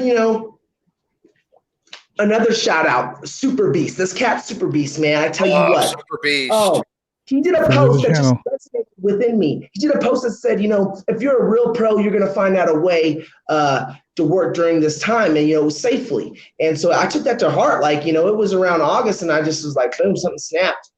So I started doing my thing and bam, got back into it. And, this is like, this ain't no joke. We're here to entertain people. Like, yeah, think about this. They were going to Iraq during a war and wrestling. So that seems more dangerous than wrestling during a pandemic, and that might just shoot me in the foot, and I don't give a fuck. It's just crazy shit. Like, we got to entertain. We're entertainers. Be safe, but we got to entertain. That's what we do. Yeah. So, that's a very positive situation right there too, man, because like I travel still. I'm, as a matter of fact, in 2 weeks, I will be in Memphis, Tennessee, doing a show in Memphis, celebrating Black History Month, but, celebrating black wrestlers of Memphis, black legendary wrestlers in Memphis, and with the OIWA. And yeah, I get a COVID test. I mean, my mom passed away from COVID. So I'm one of those guys where like, I test like twice a week. Yes. I test before I get on a plane. I test when I get off a plane. I test before I go to a wrestling event. I test right after a wrestling event. I'm the guy who wears a mask. I'm the mask Nazi. If I see someone, literally, I have this phrase that I always tell people. When I see you walking around with your mask on and your nose is sticking out, I look at you and say, hey, your dick's hanging out. And if you tell someone, it's like, they're going to look down like, oh, shit. They're going to see their fucking mask is not on. None of us want to wear it, but guess what? Just out of respect for human beings, humankind, like just wear the mask. That's all that is. Like I'm not telling you to jump off a bridge. It's like, hey, let's all have respect for each other. I tell people all the time. It's all about. I mean, even if you like they're the ones like the chick that was in The Mandalorian. What's her name? Gina Carano. Okay, so Gina Carano. She's an anti-masker. And and even the chick that's in the NXT, the Catanzaro chick, the one that was in American Ninja Warrior. Yeah, we'll just cut it off right there. We don't even need to talk about. We don't even put them over. But you know what? Let's just stop wiping your ass. Let's all just stop wiping your ass. Fuck it. I'm not gonna wipe my ass no more because why not? Because I don't even do what I gotta do. I'm gonna just not wipe my ass and just go about my day. So So like shit, you might as well. You might want to wear a mask because I haven't wiped my ass in 3 months. No, well, with the way shit was going on, the toilet paper gimmick was going on. So many people weren't wiping their ass. I don't know. It was crazy times. Man, it was crazy times. But you know what? We're getting over it. We're getting through it. Absolutely. It's a beautiful thing. And I believe that wrestling has connected us all and has helped us get through this. Companies like, there's a lot of companies, because in the beginning, Hood Slam was doing a lot of product, trying to keep people active. Knox Pro has been really good with that. FSW is putting out products weekly, I believe, every Friday on the FSW network, which just launched. We're just, and of course, Devotion and everything, Bloodsport, all these companies, MLW, AEW, WWE, they're all just putting out content for for everyone else. Like, imagine if wrestling wasn't here, there would have probably been more deaths. There would have been more overdoses. There would have been more people. Like, wrestling helps. Even if, let's say this, there might be, let's say, whatever in America, 2 million viewers on Raw. Even if someone just tunes in for 3 minutes, 4 minutes, for me, as a business, I would feel more happy knowing that someone tuned in for 3 minutes and this enjoyed what they saw, but then, hey, they know their wife's in the other room. She doesn't want to see them watching wrestling, or their boyfriend, whatever it may be. A lot of people are closet wrestling fans. And so just if they could even get a little bit of joy, it's a beautiful thing. So and of course, India, like, fuck, they get like 50 million viewers. I mean, wrestling is huge. There's just a whole bunch of ant-holes around the world. And, some ant-holes are bigger than others, but for the market of wrestling. You just have to be very careful and very safe when you go do these things.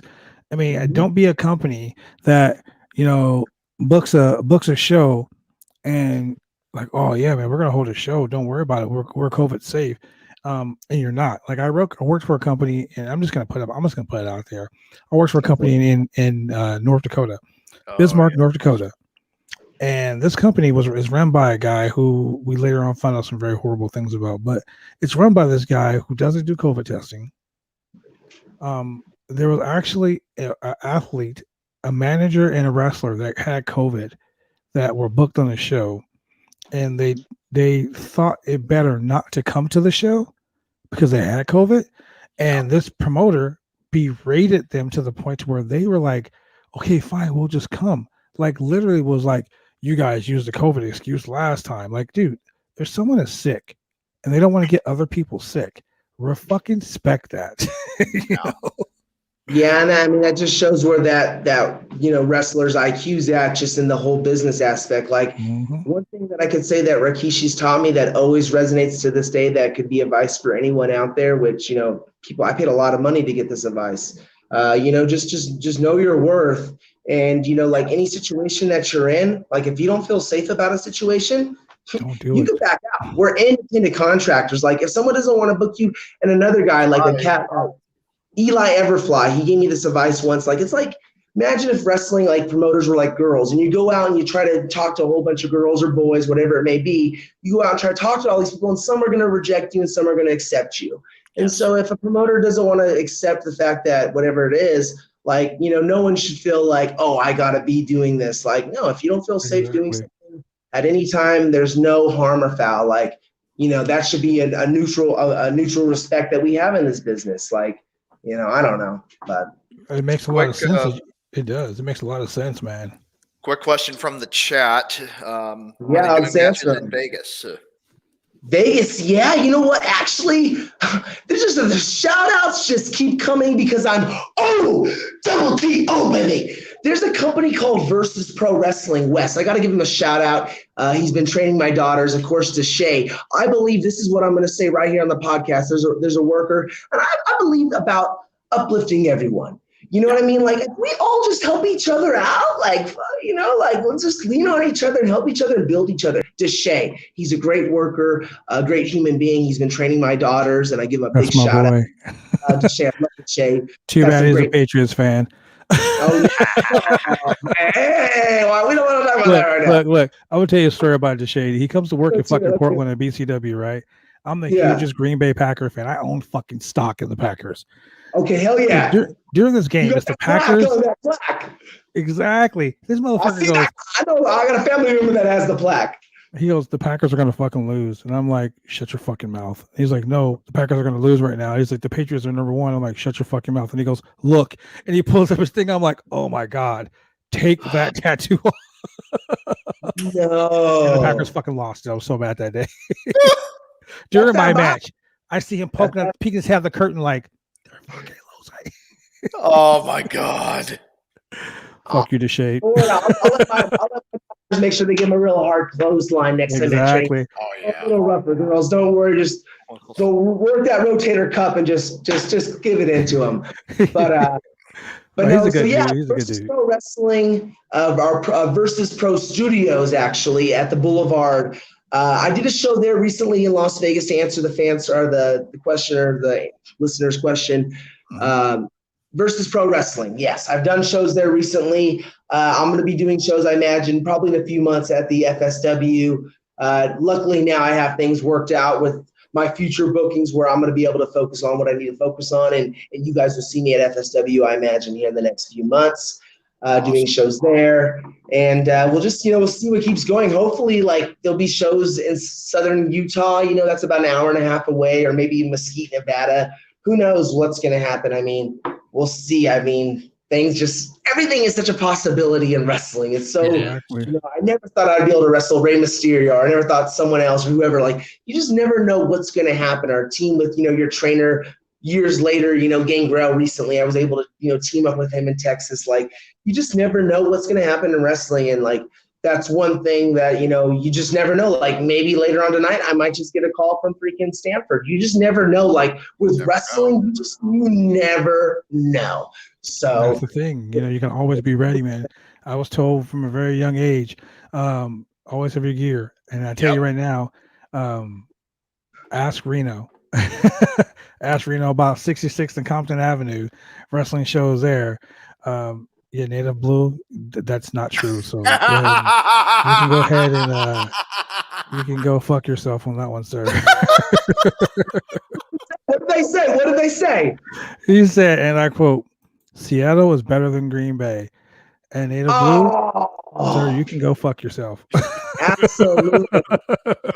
I bet you he was a fan of freaking the Jets when Brett Favre was on there. You know what I mean? Oh, no. That was a mistake. Worse. That was a mistake when he went to the fucking Jets, and when he went to the Vikings, that was even worse. But that was money, though. That was money. That was like almost like Hulk Hogan going to WCW, or Kevin Nash going to WCW. That was money. Like, I wanted to watch that. Actually, yeah. I never wanted to watch the Vikings, but all of a sudden I'm like, I want to watch the Vikings now. I want to see what Favre's doing. So hey, in the sense, it was good for business, I guess, for the Vikings and for the Jets and for his pocket. I mean, damn, that dude's like set for life. And then I seen some of his interviews. I'm like, dude, that dude had it rough. Like, I have way more respect for Brett Favre now as a performer and a player on the field. Like, I didn't even realize some of his demons that he battled. So, that sucks that he didn't go through that. So, shout out to Brett Favre tonight. Number 4. Green Bay in the house, baby. Shout out to Brett Favre. Shout out to Aaron Rodgers. Y'all still the shit. Oh, see, man. that's what happens here on the Roundtable podcast, ladies and gentlemen. We talk shit about everything. There is nothing kayfabe about this show. We talk about everything. And speaking of kayfabe, I want to ask you a question, sir. Ask me anything you want. What are your thoughts? Yes, sir. On the forbidden door being kicked the fuck open?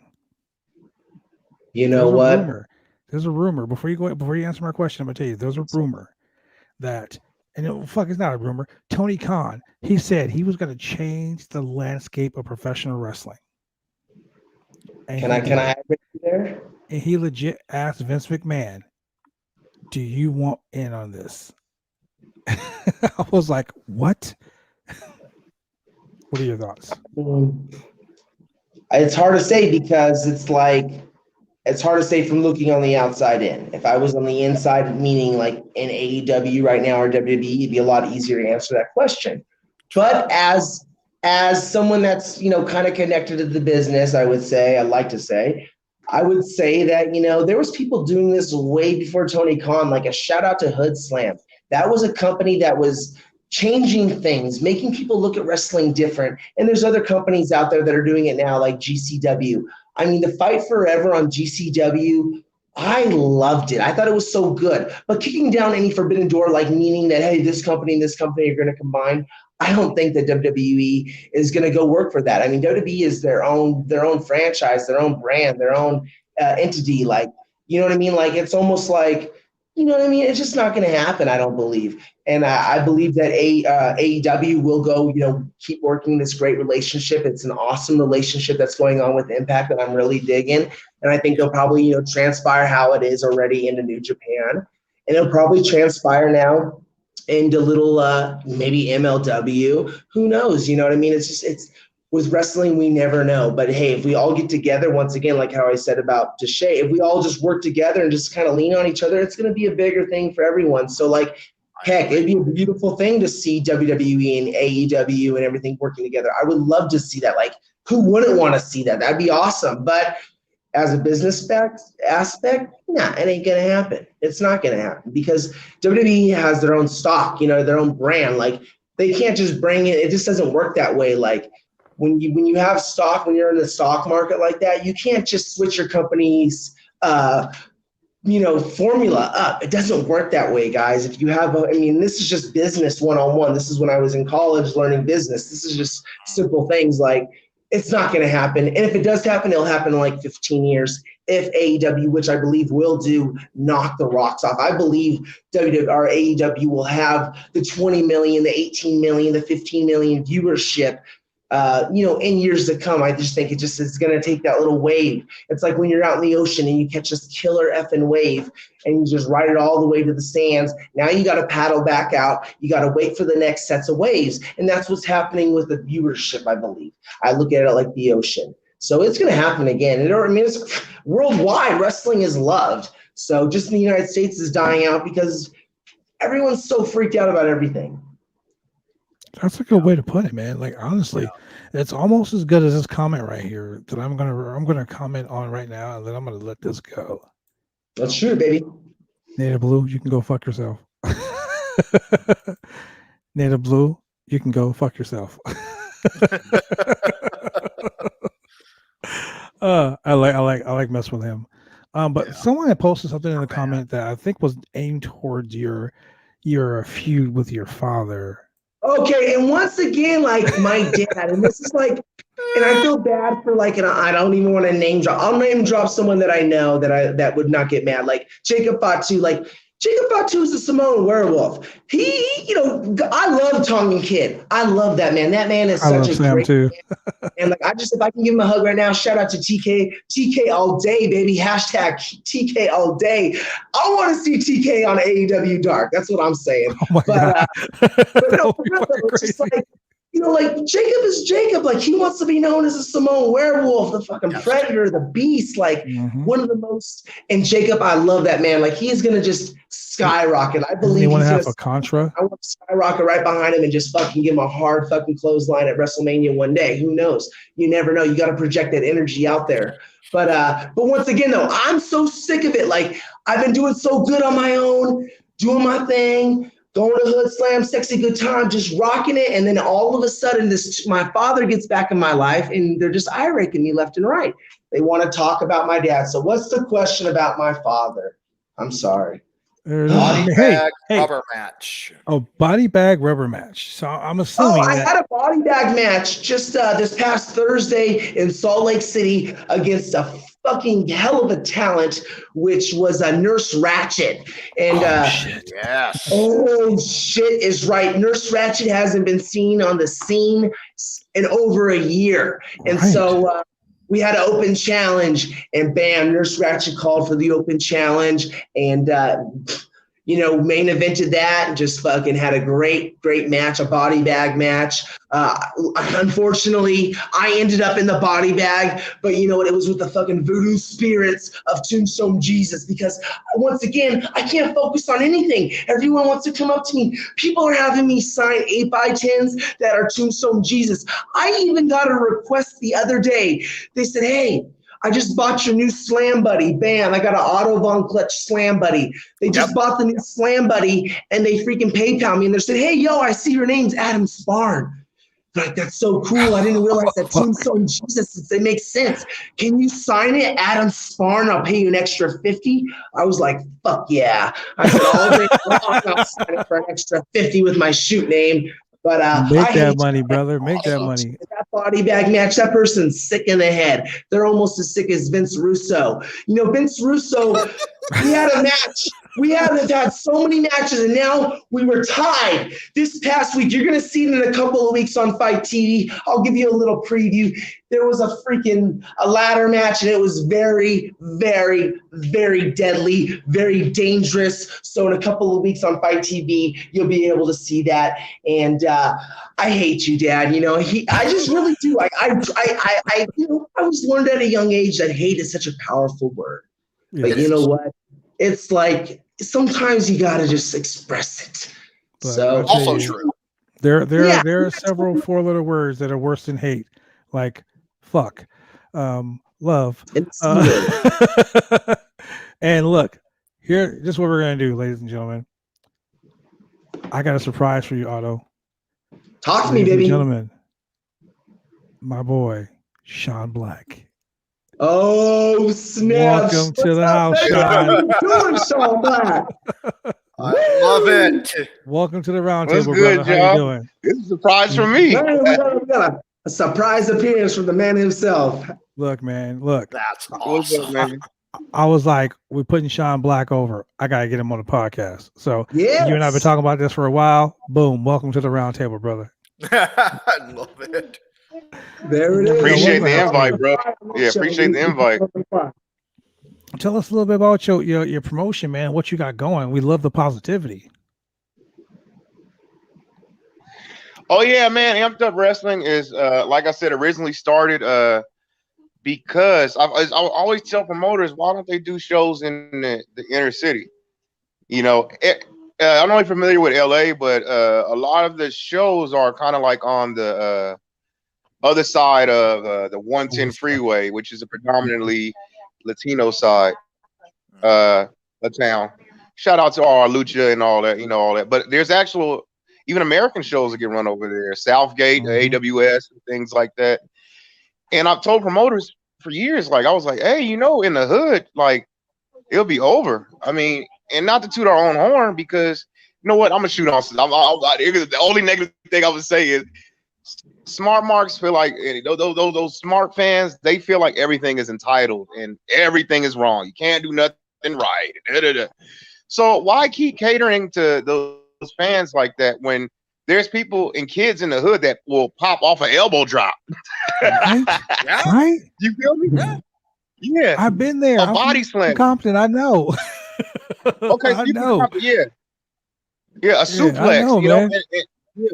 So I'm like, wait a minute. And even in my walk, you know, there was a point I was trying to do WWE tryout, all that, ROH and all that, and I really got inspired by having to grow up around the area of Nipsey and to see how he kept investing in all those businesses and Fat Burger and clothing. And he could have took all his money and went to Beverly Hills, Calabasas, and all, and invested over there for what?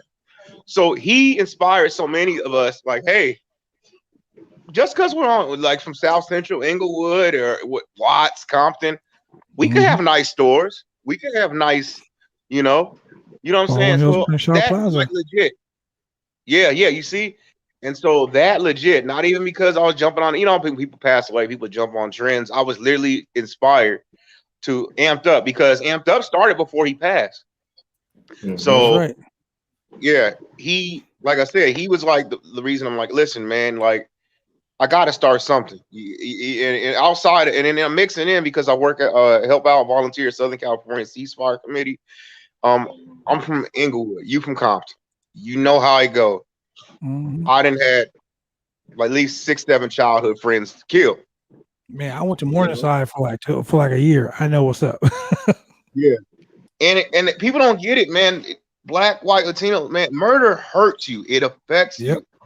You know, a lot of wrestlers. Yeah, you know, every wrestler has a story, but I mean, how does it feel? You know, you coming home from a show, you had a good show, and everything is going all right, and your phone start blowing up, and then you hear your friend got shot in the head and he's killed. You know, it's like you get to step outside of that reality is wrestling, and you're doing it for the fans, you're taking pictures and autographs, but you still come back home and you got to hear that stuff, you know? Yes. So, like I said, yeah. Very true statement. I'll never forget any of my, like I said, he's a childhood friend. Imagine everybody. Imagine. Can you imagine? And then, like I said, when my cousin and his mother got murdered together, and I had to do UEW. It happened. I forgot what day, but I was booked, and I pulled out because, like I said, I was not in my mind. None of that. Like I say, it's just rough. But off the positivity, every person that's doing something positive, whether you're supporting, you send a check, whatever. Every time somebody's doing something positive in the community, it helps save somebody's life. Yep. You know what I'm saying? Yeah. It don't matter. You get those news reports of shootouts and car chases, and the news hype everything up, but they don't show people who are really on the front lines. They're doing positive things in the community. And I tell you, like what you're saying, man. Like for me, growing up in the inner city, my mom took me away from that and moved me to San Pedro, where I lived in like an ocean town. Where people were surfing, playing volleyball. I went to high school in San Pedro. San Pedro High School, baby. That's right. San Pedro Uh-huh. Pirates all day. But I mean, like, what that saved my life, becoming a professional wrestler. It kept me out of gangs.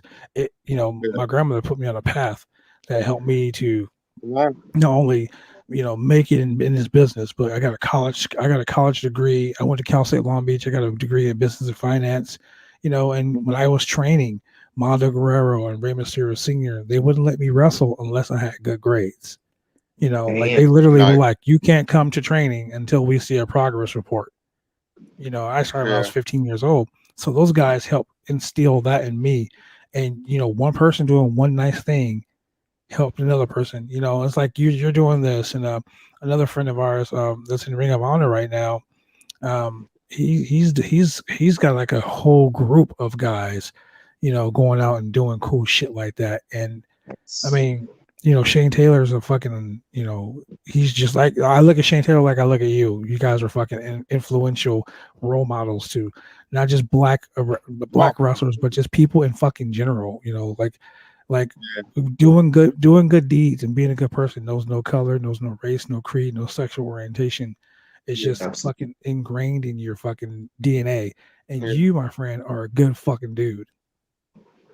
Shout out to Sean Black.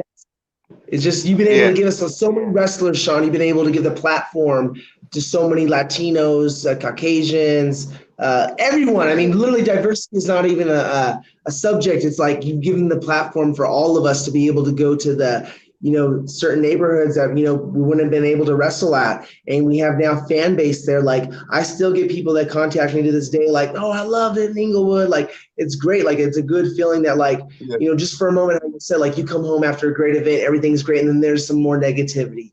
Like it sucks that it's just the way it is. Like life is rough, but it's great that for just a second, we even just get to touch people's lives and try to make their days a little better, because it's rough. I mean, it's rough, and we got to just all lean on each other and try to stop that hate, and just try to just better each other, better the community. When the community's doing good, we're all doing good. You know what I mean? Like, this is just like, come on now.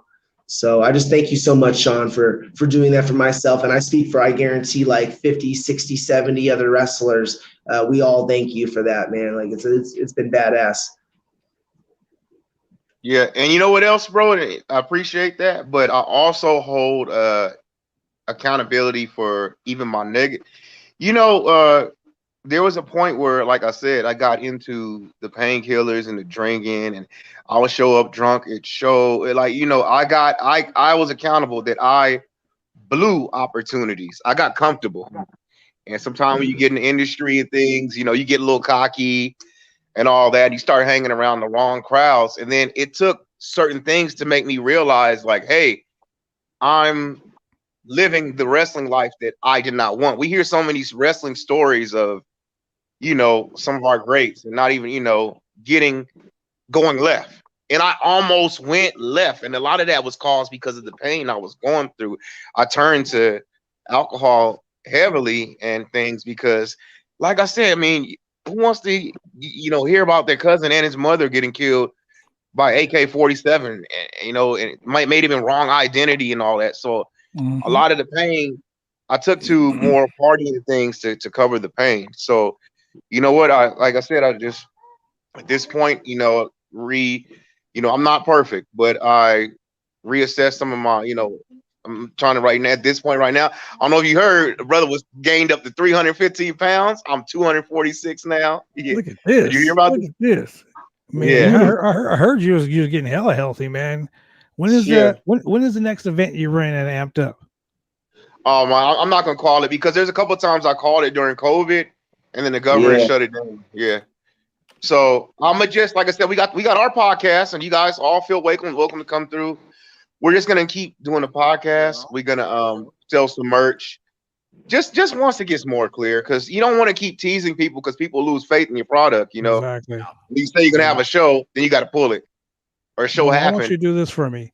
I want you to send me the link to your podcast, and I will make sure that Spotify, I will make sure that Google, that Apple Podcast, that fucking iHeartRadio, and all the other platforms that we're on. I'll make sure that I get that podcast, that information out to every one of those podcasts, and I'll get you a little recognition.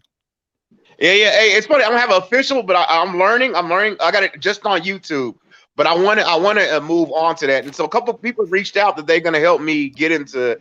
I appreciate you, bro. Hey man, look, I'll tell you, in this business, one thing Yokozuna told me, this is why I live by this. He fucking sat me down one day. I was ready to quit. I legit was sitting there in tears, bro, ready to quit. And he told me, be it good press or bad press, people are talking about you.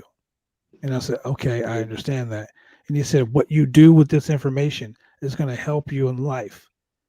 You need to rise above all the negativity and all the hate and disgust in this industry, and you need to help out other people. You are going to be a veteran one day in this business, and you need to. So what's that phrase that your parents use? Each one teach one. Each one teach one. I was just about to say that. Rikishi says it all the time. That's where you got that from. Each one teach one, man. So my job is to uplift you. So whenever I get something that's positive for me, my job is to spread that positivity to everybody else. So if I or Tony can help you in any way possible, man, you let me know. I will help you get your podcast going, and I will help you achieve what we've achieved here at the Roundtable Podcast, because quite honestly, man, it's a team effort. This whole industry is a team effort. Everyone in this industry. I don't care if you're a vet from like 50 years or you're a vet of like you're a rookie of 2 days. We're all a family. We're all a fraternity, and we need to help each other out. Yes, sir. Where do you stay now, bro? I'm in Portland, Oregon. Okay, I got to make a trip up there once all this. When BCW Worldwide opens back up, I happen to know the booker very well. He's a really good close friend of mine. Oh, good. He lives in my house. Who's my man up here? Oh yeah. Hey, who's my man above Otto? I didn't get to meet him. That, my man, is Tony DeBurn. Pleasure to meet you. Okay. Nice to meet you, bro. Tony is a television producer. He's the guy. He's the technical genius. He's also my Japanese. He's my Japanese guy. He knows fucking pretty much everything there is to know about Japanese wrestling. Yeah. But what we're gonna do? Hey, bro. But one thing I was gonna tell you guys and everybody, I hope everybody listening, man, because I'm not gonna hold back anymore as far as behind the scenes, because they're supposed to have all these codes and traditions, but I've seen a lot of people just do really foul stuff in this industry. I've seen bullying and all that, and somebody's got to break the chain eventually. You know what I'm saying? Exactly. Man, I was at my worst. So many of my peers, people I looked up to, there's a few, the strong few people I looked up to. I paid them money. I paid them everything. Man, kicked me while I was down, bro. Call me, you fell all. They was, and I almost quit, like you said, BJ. I almost quit. And I was just gonna run Amped and Compton Mania, just wrestle for them, and that was gonna be it. Because, I saw. Hey, we're gonna have some tea right now. I saw before the speaking out movement, I just seen a lot of stuff, and I would tell people, "Hey, Why aren't people checking these people? Hey, but they're the cool kids, you know. I don't give a fuck You know about what the I'm cool saying? kids. If you're doing something wrong, you're doing something wrong. Bro, I and a couple Shiloh, both of us, we called out Sway Thompson way before all the drama, bro. Oh shit! And people ridiculed us like, you guys are just haters. You guys are just this. You guys. Shiloh had all his sexual harassment info. It was we were on it like, hey man, this guy is a shitty person, and everybody jumped on it. You just jealous because you guys don't wrestle here. You got, you know. And then when it all came out, everybody want to be a warrior to protect the women and this and that. Like, y'all is foul, bro. All of y'all his homies, all that. Yeah, yeah, bro. And I call his name out because I really want to. Yeah, I really want to punch. I've never wanted to punch somebody in the business but him. And we, like I said, you know, I'm glad people got weeded out. But at the end of the day, you know what I'm saying? How to say this? At the end of the day, we need to not only protect. I get it, protect the business and all that, but we have got to really stop letting shitty human beings into the wrestling industry. Look, protect the locker room. We gotta protect the locker room. I'm we gonna gotta tell you right now. I stopped working for a professional wrestling company in the state of North Dakota. Fuck it, I'll just throw it out there. EWI, Elite Wrestling Initiative, in fucking in Bismarck, North Dakota, Mandan, North Dakota, wherever the hell it is. The promoter is a registered sex offender and has kids working for his company. And and the sad part about it is my partner and I were in a car with him, and I've got my earbuds in talking, doing something. I don't know what the fuck I was doing, but my partner looks at me and he says, "Did you fucking hear that?" When we get back to the hotel, I'm like, "No, what are you talking about?" He says, "This motherfucking guy is proud that he's on a registered sex offenders list." And I said, "What do you mean proud?" He goes, "He would do it." He said he would do it again. At that particular moment, done. We were done. We were like, we'll never go back there. I literally flew home that Sunday morning, and that Monday we did a special edition of the podcast, and all that tea was spilled.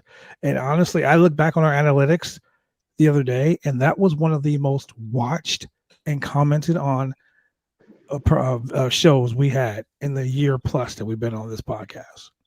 So honestly, man, I'll tell you, the locker rooms sometimes need to be checked. People need to be checked, and the bullshit that goes, and people are scared to say something. You know, people are scared to say something, and quite honestly, this podcast is like Boston, and I mean Boston because you can spill all the fucking tea. We can have a tea party on this podcast all day long.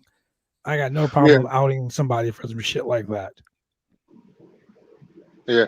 Let me tell you something, bro. I believe in God, and whoever everybody believes in, I support, as long as it ain't nothing crazy. Or let me tell you something. I looked at pro wrestling as my path is already sealed.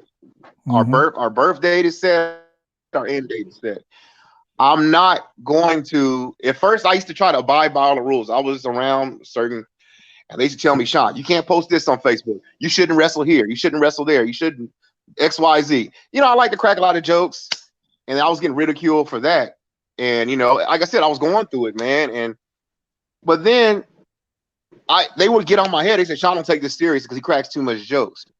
So I'm like, when Speaking Out come from, like, you know, when Speaking Out movement came and all the names dropped, and it was people who were there, those certain people, friends and all that. I'm like, oh, you want to get on me for jokes? Cracking jokes?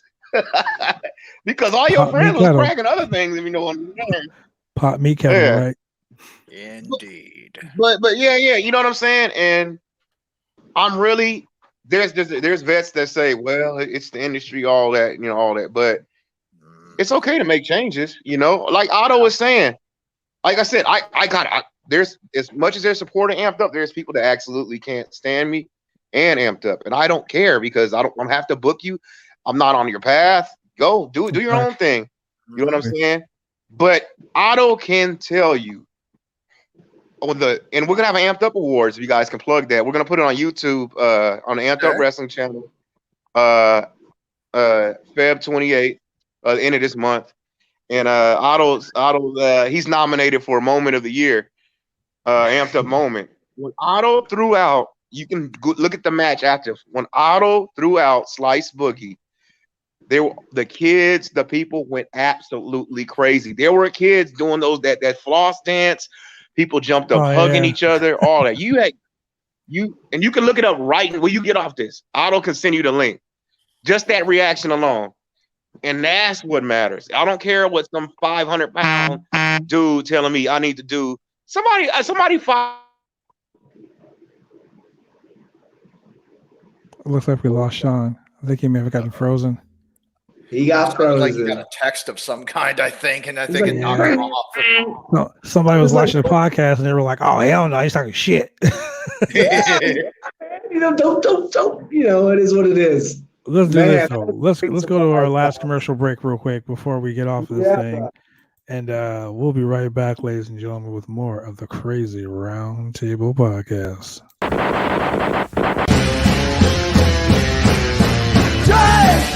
Drive me insane. All these rules are lame, have been taking all the fun out. Drive me insane. All these rules are lame, have been taking all the fun out.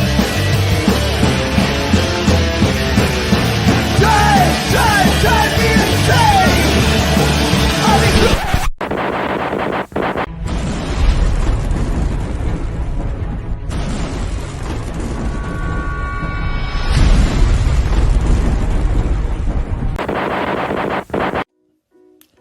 When you want to get your hair cut, you go get your hair cut right. You head down to Big D's Barbershop. Big D's Barbershop, Vancouver, Washington's best and brightest. 1019 Main Street, Vancouver, Washington, where you can go get your hair lined up, cuts, fades, shampoos, conditions, and all the great things that go with supporting a local barbershop in a local business area. You can also reach them online at www.bigdsbarbershop.com. Go get your haircut right. We are back, and that's right. This is the Blue Collar Wrestling. This is the hottest podcast. The goosebumps are rising. I don't care how long we go. We might go all night long, baby. Who knows? And it looks like Mr. Black is back with us. Man, that was the best fucking return to the podcast. There you go. You gotta come back hot. You gotta keep that viewership up, baby. You gotta keep that. Oh keep man, that was lit, we're gonna bro. break some crazy news in about 15 minutes. I don't even know what it is, but it's gonna be crazy. So just stay tuned. Hey, this is what I want you to do, man. I want you to give us a. I'm gonna have you shoot a commercial for us. I'm gonna have Otto shoot a commercial. That's what I said. I was like, oh, I can go get my haircut. I can go get my haircut when I'm in Portland.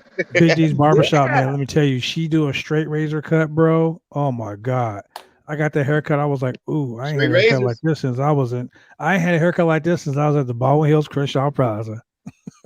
Man, I want to get that Rodney Hack. Man, she is amazing with that razor. I'm gonna tell you. I mean, fuck, man. And another thing, bro. I gotta go get a cut. I gotta go get a cut this week before I go to Memphis, Tennessee. Hey, next time you have guests like Mike Knox and Otto Von Clutch, you better get yourself a haircut before you come on, bro. Because come on now, I'm rocking the hat, bro. That's why I'm rocking the hat. I can see, man. No, I'm just playing. I gotta rep my sponsor, 503 Original. So that's right, ladies and gentlemen. If you want to get that fly ass gear, and I know I ain't put them over in a while, but I gotta put them over now. What you need to do is go to www.503originals.com. You can get hats, you can get t-shirts, you can get cool ass beanies, you can get a hat like this, special made for the franchise. Man, they have everything for your winter and your summer needs. Girls want to wear those cute little baby tees, they got those too. Tank tops, long sleeves, baseball, they got all that shit, man. 503originals.com. That's where you get that cool gear from. Tell them the boy the franchise sent you. And that's right. You can go get yourself the newest Ultimate Ooze shirt with the man that we talked about earlier, Yokozuno. It's going to be on the knoxpro.com. You can go over there for $25. They got the Ultimate Ooze, and it has Yoko's face on it. It is a beautiful shirt. So go check that out too. I want to give that a little plug real quick. Yeah. Love it. I'm about to order that right now. Hey man, yeah, I need to get that from Knox Pro, man. Yeah, we need to. Yeah, I Sean, you support. gotta get over there, man. Every Tuesday they're running over there. I'll shoot you guys information. The booker over there. You gotta get over there. Hey, next time tell Kishi. I'll tell you. I'll inbox you. But Kishi has been on a podcast with one of my friends, Terry, about the gang intervention and all that. Yeah. Okay. So he's been on their podcast. Yeah. Rikishi's giving back to the hood, and shout out to hey, that's another thing, bro. I'm proud of Bow Wow going to wrestling school. There's so many haters out there, bro.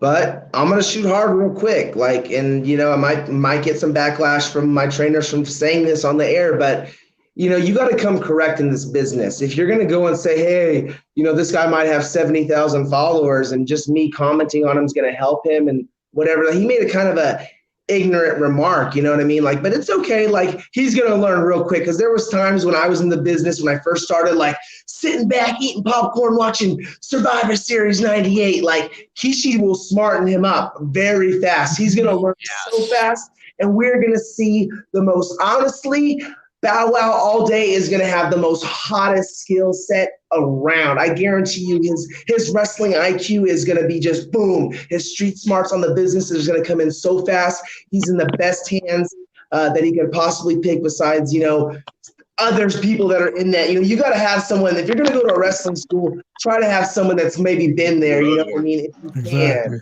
And I'll tell you, man, Bow Wow's going to learn from the best, and you know, he'll learn real fast, and everyone's going to have respect for him, I believe, in about a year. It's going to take a situation with Bow Wow. I agree. One or two things are going to happen. One, but you know what? He's either going to get real good, or two, he's going to get his ass whooped. Either way, he's going to either make it in his business or he's not. That's it. And you know what? Let me tell you something. Everybody, talk to me. Yeah. Let me tell you something, bro. If he really puts his mind to it, he's serious, and he pays dues. I'm sure Kishi's gonna pay his dues. If he starts doing indie shows first, I'll have super respect for him, bro. Yeah. If he does those gutter, like I'm talking like not say gutter, but just if he goes and does a local indie tour here and for some pay, and then you don't have to ask for $10 grand or whatever, he takes a $10, $20, $50, whatever cut, I will have the most utmost respect for him. And, I know they're pretty much, I'm sure they're going to keep him in-house kind of. Mm-hmm. But if he does a couple indies, I like Dave Marquette. Remember he was going to bring up David Arquette. Yep. Now everybody, yeah. Just got to pay your dues, bro. That's it. And then don't have that. I mean, I'm gonna just fire back because now we're just shooting hard with each other. It's like, don't have that outlook, because you know what? He's gonna pay his dues. I guarantee you. Like, even though he's probably already signed by WWE, I'm pretty sure, it seems like. So it's like he probably won't go around and do the indies. If he does, I'm stoked for him. But he's gonna pay his dues one way or another at that school. He's gonna probably do the Tuesday, you know, the powerbomb wrestling. Something's gonna happen. No matter what, you always pay your dues in this business, even if you're a cameraman, if you're a referee, if you're a timekeeper, if you're a promoter, if you're, you know, whatever it is. Sean Black, you better turn your damn phone off before I come over. I feel like I'm all like, they're giving me the go home. They're like, go home, Otto, go home, man. Go home. Trust me, man. He's in great hands. Otto's right. Otto's right about what he's saying. But on the flip side, on the flip, no, you're right. You're right about what you say about Bow Wow. But here on the flip side, and this is where it gets really crazy. Bow Wow is a fucking musical artist. He's an actor. He's been doing all that. And he wants to become a professional wrestler. I fucking commend him for going to Rikishi and going to Knox Pro and learning how to be a professional wrestler. Yep. And on the other he's hand, an actor. That right there, boom, red light. He's an actor. He's gonna be fucking amazing, guys. Like, on the other hand, he knows those emotions. He knows when to turn it up. He knows when to calm down. He knows when to bring it out. He knows when not to. I mean, he's an actor. Like, you know, you care. I love that fucking movie, Like Mike. Like Mike was the fucking shit. I love that shit. That was awesome. But on the other hand, here's a situation where we have Bow Wow, an actor, a rapper, a singer, whatever, whatnot, learning how to be a professional wrestler. who's going to probably start on the indies and work his way up like a normal wrestler. And then we have this motherfucker Bad Bunny, who's going to be in a tag team match on fucking WrestleMania against The Miz and Morrison. Opportunity. You can't knock on a guy for taking an opportunity. You know what I mean? The guy's a smart guy. As a wrestler, I'm going to say this. Well, check. 28 years okay, in go business. for it. I've gone to Japan. I've gone to Germany. I've worked my fucking ass off in this business.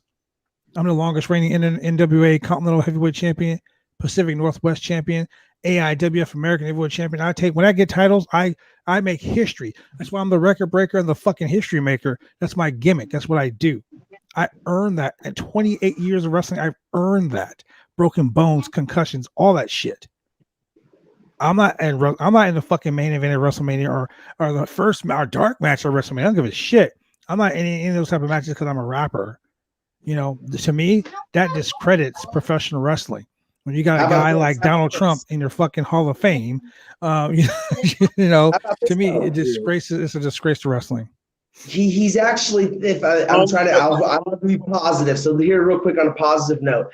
Think about it though, like, yeah, it does suck, but dude, the dude's like a Latino sensation. Like, he's gonna bring all those people that his following to them. So he's actually helping our business. We should be thanking, I don't want to say we should be thanking him, but like, it's a great thing that like now we get more eyes on our business. People that might have only been Bad Bunny fans, they weren't wrestling fans. Now they like the business. Now they're looking up wrestling on YouTube or wrestling on Fight TV or whatever it may be. So yeah, it does suck, but at the same time, this guy's probably paid his dues in the music industry. He's probably had some of the worst shit happen to him. I imagine everyone, like all of us, we all have our story.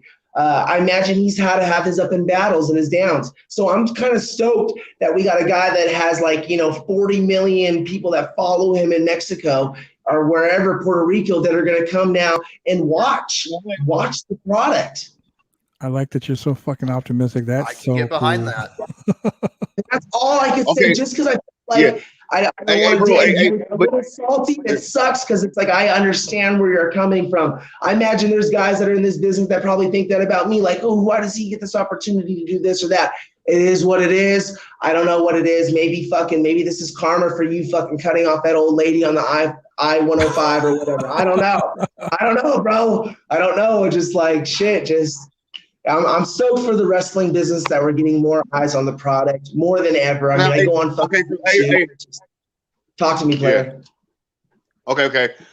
Me personally, yeah, I've never been jealous because I've been around so many SoCal indie names who went up. I've had matches, not the name drop, but I've wrestled Peter Avalon, Royce Isaacs, Willie Mack, TJP. Motherfuckers. I think it's a beautiful thing, and I look at things as like. You know what I'm saying? I look at things, it's like I'm happy to see them go up, but I know when it's my time, it'll be my time. Mm-hmm. I don't got no jealous bones in my body, you feel me? As far as the Bad Bunny situation, I think it's great because, like I said, not for us, but for WWE, well, actually for the business, you're right, Otto's right. But for WWE, Cash Cow, he's the number one selling shirt. You know, wrestlers in WWE want to complain, but there's people that have complained and all that, but WWE, your check, some of the money, the millions that WWE gets, they're paying your bills, bro. When a Bad Bunny walks in and his shirt is yeah. So me personally, even if I was amped, like I said, now there's a couple of local celebrities. A couple of guys, I'm sure you guys seen, I'm cool with Slink Johnson, who is, from Grand Theft Auto, Yee haircut, that's my homeboy. Yeah. Dwayne Finley, who plays Swim from the Wood, he wants to come through the Amped Up and Comptomania. There's going to be a little bit of people, and it's going to help just by them on the flyer and things. They're like, hey, whatever you need, And like I said, I have no problem with celebrities. Before we go any further, I got to do this before I forget. Shout out to Jesus Rodriguez, otherwise known as Ricardo Rodriguez, WWE. Happy birthday, you motherfucker, over in Egypt. Do your thing. And actually, happy 12th birthday to Knox Pro. Yesterday was Knox Pro's birthday. I totally forgot about that. It was also Gangrel's birthday yesterday. And David's birthday. Yeah, I shot him And a a private. shout out to Jesus Rodriguez. What he's doing in Egypt is a beautiful thing, and it makes me excited because actually he was a year 1 graduate of Knox Pro Academy. That's right. So there it is. So with that, ladies and gentlemen, we're running out of time here on the Roundtable Podcast. I'd like to thank my guest, Sean Black, my boy Otto. Otto, I need you to shoot us a fucking commercial, man, because you are lit live. So, hey, it's not it's a win, because this was the Blue Collar Podcast, and we had a great time. Thank you for having me on, guys. Yeah, bracadabra. Do it again, baby. We are out. Later. Hit me up just ahead of time. Luckily, I was home, bro.